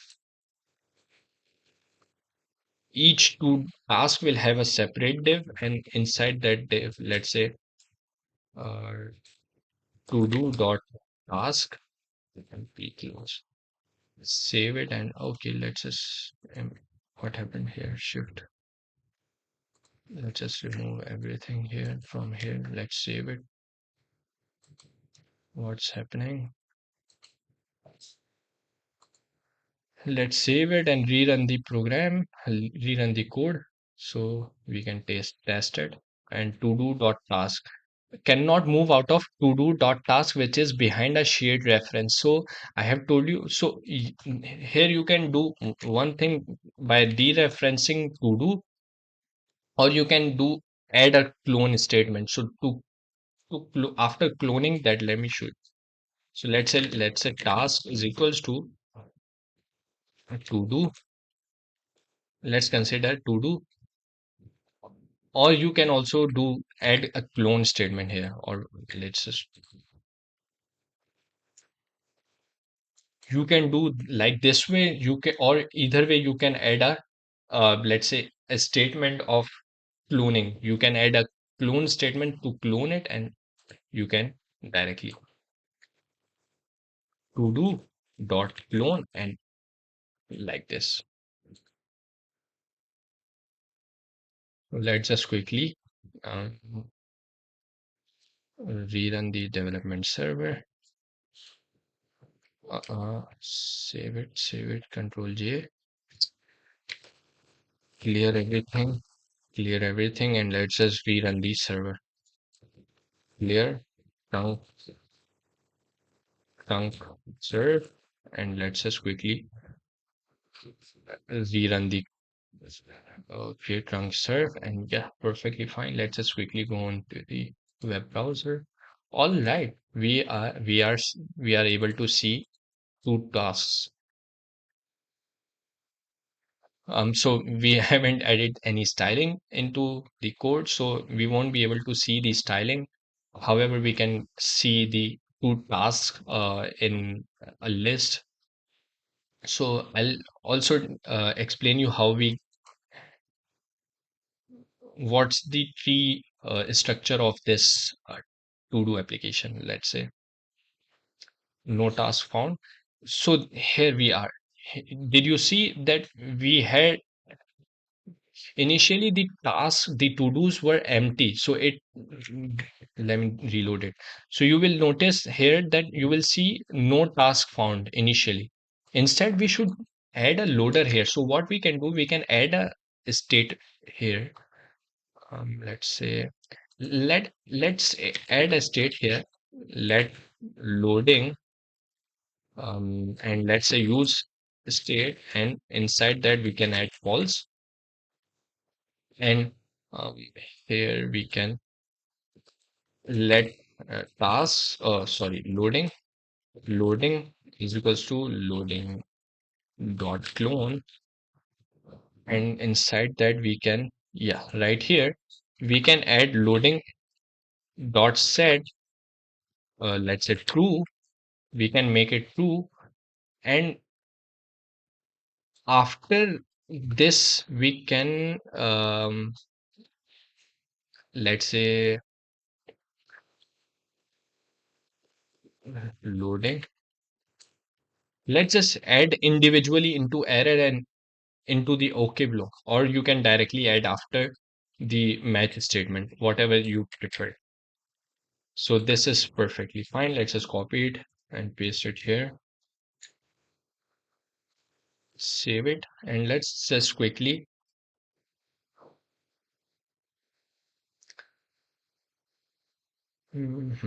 So here you can see that if it is empty, then let's say check for another, let's say if a statement, whether if it is loading or not. If it is loading, then let's say show something or not. So inside that you have another choice. If it is empty, you can add another if block. If let's say loading, loading, if it is loading, if loading is true, then or else something, what happened, paste it here, or else let's say loading task, task loading inside. Let's just, okay, let's just quickly go with this flow, save it, and let's just quickly come here and reload the browser. Let's see if the changes are reflected or not. um, no task found, no. Let's wait for a minute. It's compiling, rebuilding. Let's, all right, we have an error here. So what we have it, consider dereferencing here. So we have to dereference a state variable here, because we are directly getting the value of the loading. So we have to add a dereferencer here to dereferencing the value of a value moved occurs bools, value moved into a closure variable while. Okay, now borrow of moved value loading, borrow occurs due to a deref cohesion to bool. So what we can do, we can add a, let's say loading dot, let's let loading is equal to loading dot flown. And one more thing, let's just add another statement above as well. And let's come here and let's say, and we can add another separate block, or let's just comment this out and see what we have it here. So let's save it and see. Let's see. Expected a value. Okay, perfectly fine. So I have added a clone statement above. Let me show you here. I missed a clone statement here. So to clone before the move statement. So inside this function, I have to clone the use state values, and then inside the callback function, I have to clone the values again. So let's just quickly go back to the browser and reload it. Ta-da.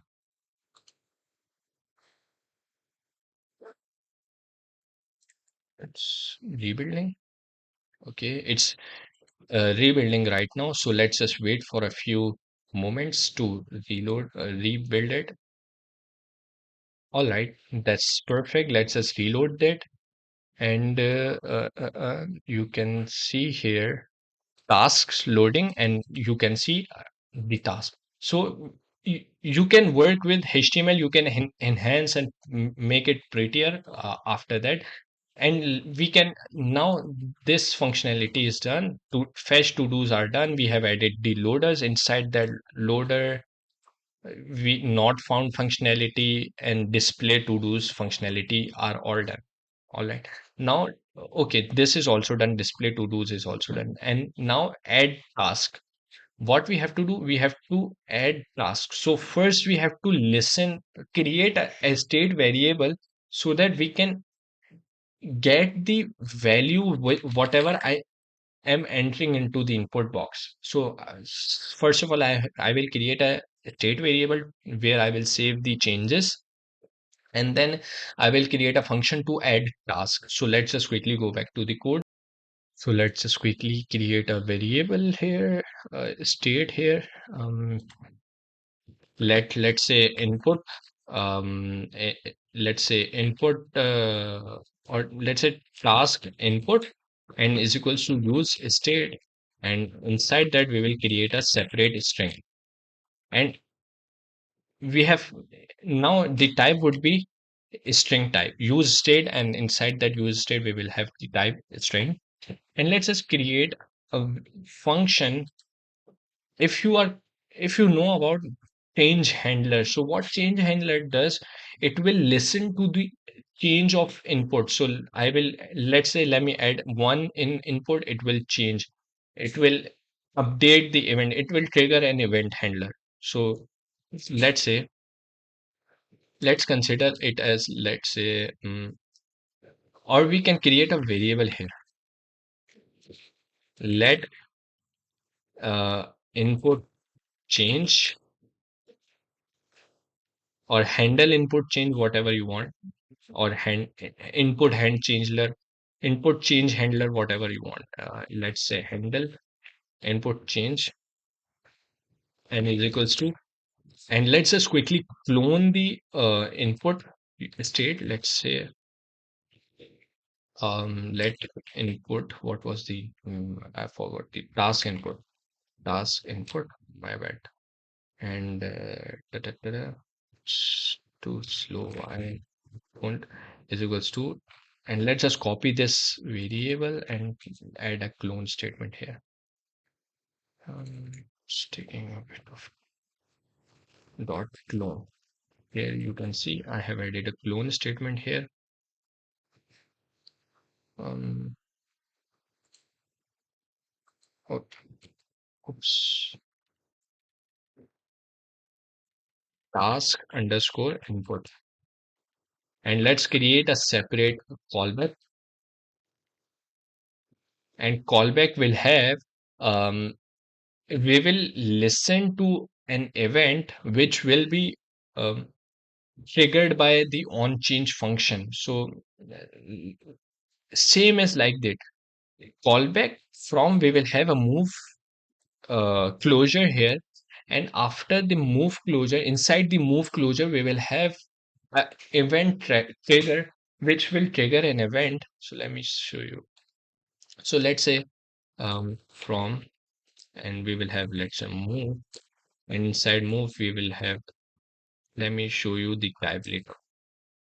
I'll explain you the type later on. So now let's say, let input val is equals to, let's say, e dot, um, we will have, okay, so we have to assign a type. So let's just go back to the documentation of Yew, and listen to input if I have it. So let's see where it is.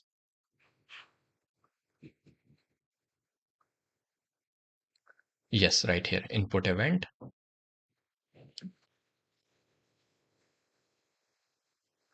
Let's just quickly load the page, please. And yeah, right here, full list of available events. So we have to get the input event. So let's just find the on change here. Yeah, here you can see on change. And inside that on change, we will have an event. Let's go back, go to this specific page, docs.rs and websys. We have the support from websys. And this is the type, target, and current target. So we will, this API requires the following create features to be activated by event. Getter for the target field of this object, current or target of field of this object, and we have another function target, target something, target uncheck. um all right, so we don't have it from this. So let's find input event, input, yeah, right here, input event. And let's just go to the input event, and inside that input event we will have, yes, input event will have getter for the input type, and we want to get the target target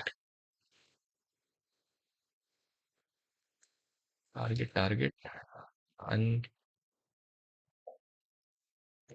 uncheck target, and get target ranges. And there are a lot of target functions. So if you are coming from JavaScript background, so you know that we had e dot target dot value to x. Inside the event we will have the target will target the specific input, and dot value will get the input value. So same as like here, let's just pass the type input event, same as we have it, input event. Let's just import it from web.cs.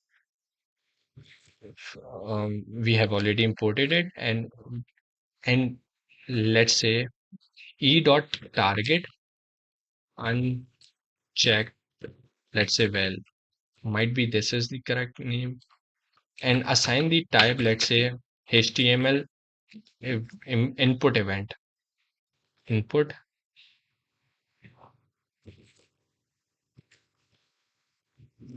Let me just quickly load this. Let's just go back to the documentation. So from there, html input event, yes, input event, and inside that we will have e dot target, target, yes, target UI event, and inside that to UI target event we will have layer X, layer Y, page Y, and value, value,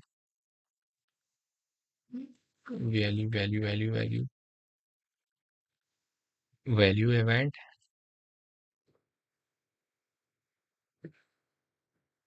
Mhm. And inside that we will have dereferencing target and target, current target, and the getter for the target value. So let's just quickly go back to the code, and let's just import it. Where is the code? Yes, here. So where we were, let's just come scroll down, and let's just import this input event, websys. So why it isn't being imported from there? And let's HTML input event element, my bad. So let's just import the, if you have worked with TypeScript, so you know about the types of that specific element, HTML input element. Now what we have to do, we have to set the value. So task input dot set and input underscore val dot value. We have to get the value of that specific input value, input box. Let's save it, and let's just quickly, what happened? All right, saved it. And inside that input text, we have to, let's say, add on change handler, on change. And inside that on change, we will pass the specific handler. And let's say value is equals to, value would be, let's say, task input and dot clone. One more thing, there is another very issue. We have to dereference this. Let's just save it and see what happened.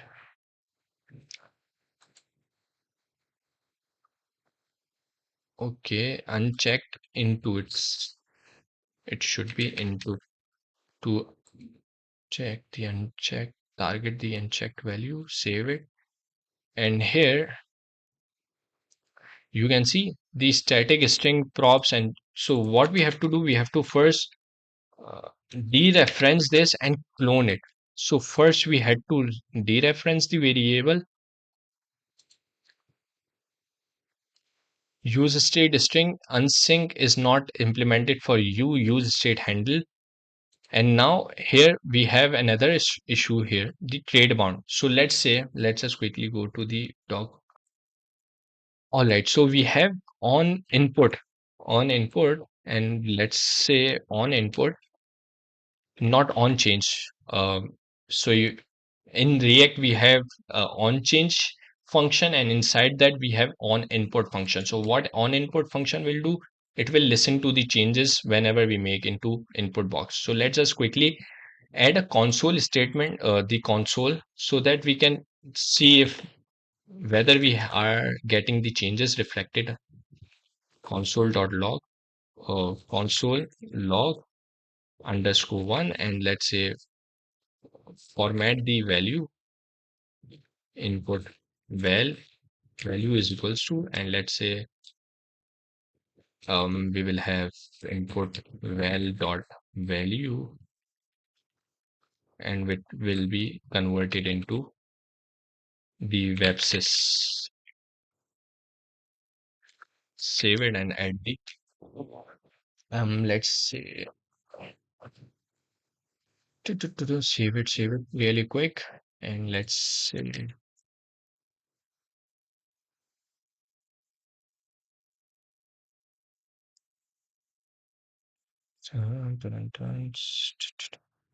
skip for now. I don't want to implement the formatter. Let's just skip the formatting. Save it, and let's just quickly save it really quick. We are already on 2 hour mark, 2 hours 6 minutes. So let's just quickly go on to the browser. I hope we will see the changes, or we have to rebuild the project inside the console. Let's see, open the console and see. Okay, so we are unable to, could not establish connection receiving. Why?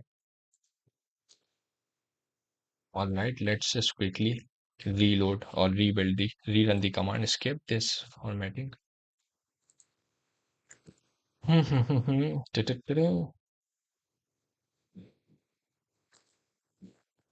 Trunk serve, quickly wait for a few minutes so that it will reload or rebuild the project. All right, so we have it here. So let's just quickly let's see whether we can see. All right, input value is equals to, and it's changing. You can see if I, let's say here, I'm adding one, here it is 1 2 3, and it's adding constantly. So it's listening to the changes I'm making into, or I am adding any of the value into the input box. So we have inside the add task, we have already did the listen to the input box. Now let's add a function to add task into our database. So we have to call the post API add task. So let's just quickly go to the code. All right, let's just add a function. Let's say submit event. Let's say let handle um, submit or add to do is equals to, let's say let's clone all the variables that we need. Let's say task input will be needed, task underscore input dot clone, and inside that clone, after that clone, let's call back from, and we have for submit handler, we also have an other event called as submit event. So inside this submit event, we will get, let me show you in the documentation. So because I don't like directly coding everything out, instead I want you to explore much more from the documentation, and how I am getting reverting back to the documentation and learning and explaining it to you. So let's say on submit, yeah, right here on submit. So this will be passed to the form handler. So let's say on submit, let me show you. So here you can see form. So inside this form, we will have this on submit, and I will pass this handle add to do. All right.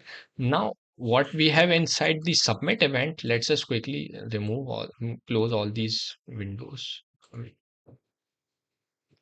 Struct.submit event, all of these supports are from WebSys, and inside that getter for the submitter field of this object, the new submit event, and there are a lot of methods from tref. So let's say type, target, current target, event, phase, bubbles, cancelable, and so on and so forth. So let's just quickly implement the callback, and let's just import the submit event from WebSys, where we are. Here we have, let's just import webs submit event, and e pass the type submit event, and let's just, now what we have to do, same thing, we have to clone this. And one more thing, to get the value, because we will get, uh, we have to trim the value as we did in CLI application previously. So we had to trim the value because there were multiple white spaces, blank spaces, line spacing. So let's just quickly do one thing. Let's say value or input input input val is equals to, let's say, let's dereference the variable task input, and let's say dot, you can trim dot to string.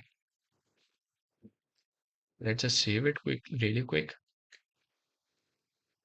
And we have an error here. All right. So now what we have to do, we have to call the API. Okay, we haven't added the colon, semicolon. So now what we have to do, we have to, one more thing. All right, let's just quickly call the API. So whether, um, now same as we did here, when while fetching the to-dos, we will add the match statement. Where it is? Yes, right here. Here you can see we had added or spawn local. We had added the spawn local. So we can do like this way, or we can directly call this match expression, and inside that match we will pass the request colon, we will pass the API route, and then we will send it. So we will also pass the, for, let me show you how we can do that. Let's just quickly go here. Yeah. So here, let's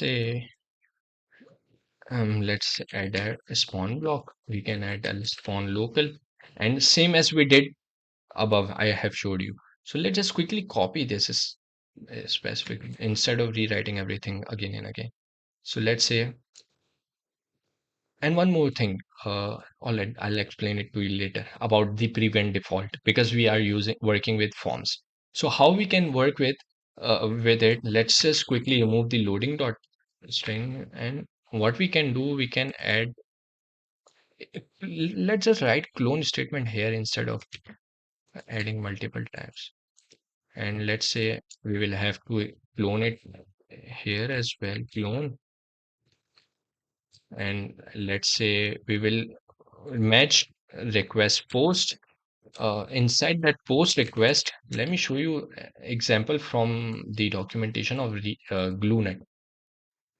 Inside that Gloo-net, let's go to the documentation of Gloo-net. We will, how we can work with post requests. So with post request, we have to pass application content type. We have to pass the content type, and the content type would be, let's say, application JSON and so on and so forth. So let's say HTTP. Click on the HTTP. Might be we have a great example right here. Yeah, here you can see request, response, and headers. And inside that headers, we can, how we can pass different multiple headers. Let's say content type and so on and so forth. New from get set, and let's say new. create a new, and creates a new header block.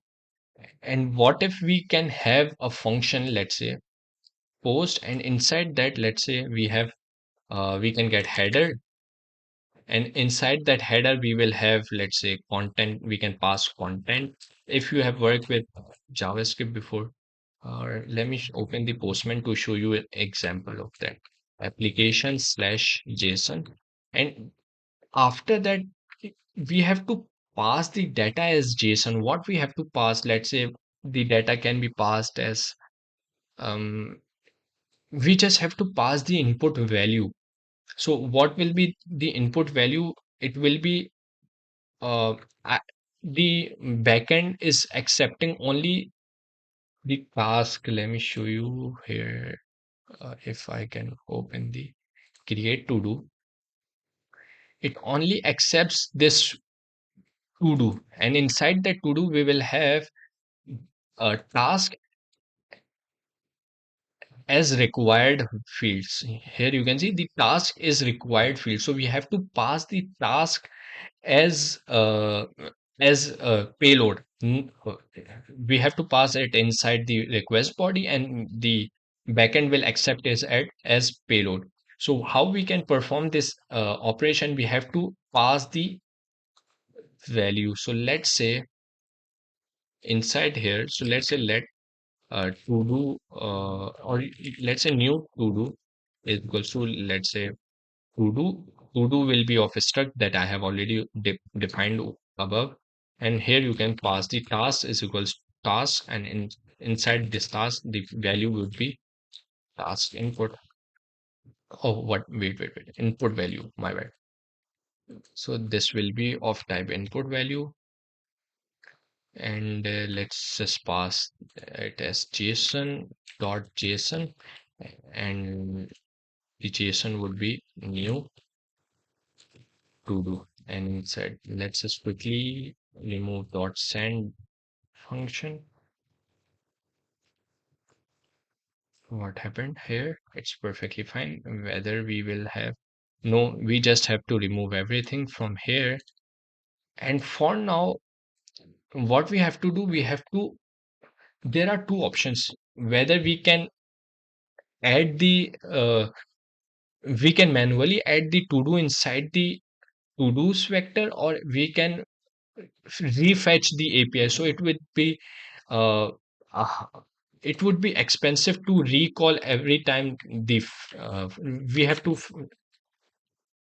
okay, so we don't have to call await whenever we are using the .json. So instead of recalling all the to do's or refetching to do's every time, instead what we can do,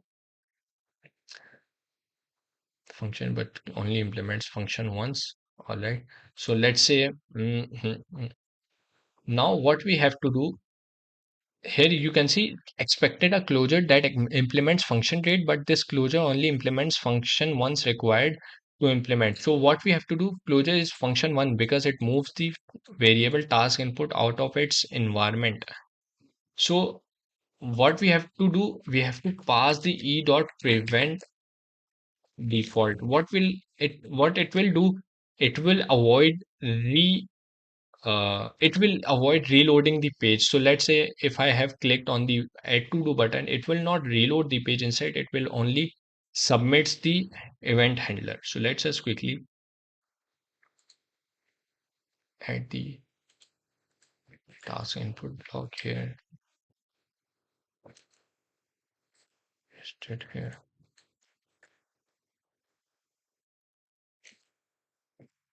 What happened here? So what we can do, we can, let's say, remove everything here from here.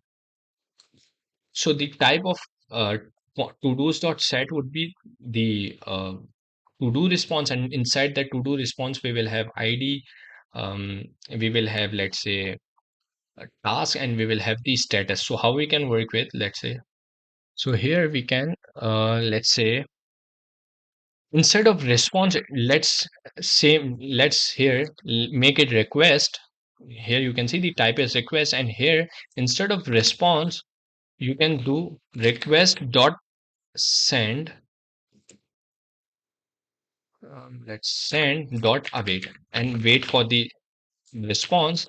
And after that, instead, let's just clear the input box, input val dot, uh, instead of input val task input dot set, and we will make it like a string, and string colon colon new, and let's save it.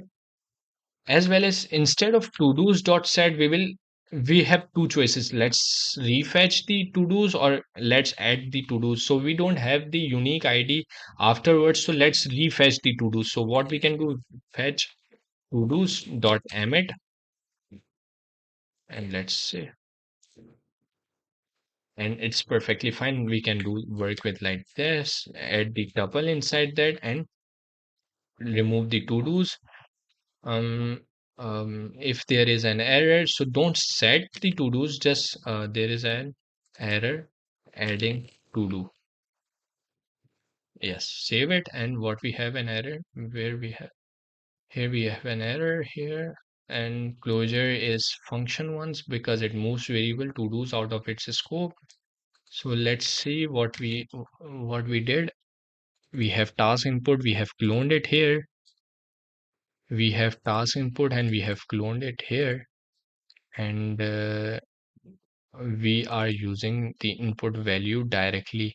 One more thing, what if we have an empty input value? So what we can do, we can, let's say, if the input value is not empty, then submit dot is empty. This is a great idea to implement this. This is great. Let's save it and let's just add a clone statement here to clone the task input. So let's say, let's save it and see what we have it here. Save it and let's see. So the error is still here. Now we have to add something here, fetch to do's. So fetch to do's. Okay, so let's say if I remove this fetch to do's from here. All right, so it's working without that. So I haven't cloned the fetch to do's because we are working with that. It's working fine. The video is working fine. Let's just quickly fetch to do's import. Okay, let's quickly clone this, add the clone statement here as well, save it really quick, and let's just quickly go back to the documentation, the web page, and test this functionality. And till so we have response if this is intentional prefix with underscore. So we can also add a console statement here. For now, let's just test this implementation. Come back here. Let's save it. Reload this page. We are already on 222.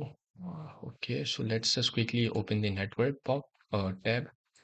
Let's say hello reading a book at task. All right. Okay, perfect. So it has called the API to do one, created the to do. I got the, I have the response to do created successfully, and we have refetched. Okay, why it's reloaded?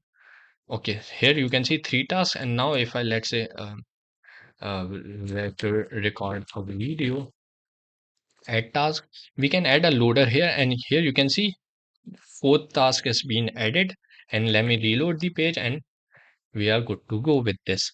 So this is pretty much it. Tasks loading and four tasks are here. So we are done with this task as well. Add task is done. Okay, let's add check mark here. And now there are two features or functionalities remaining.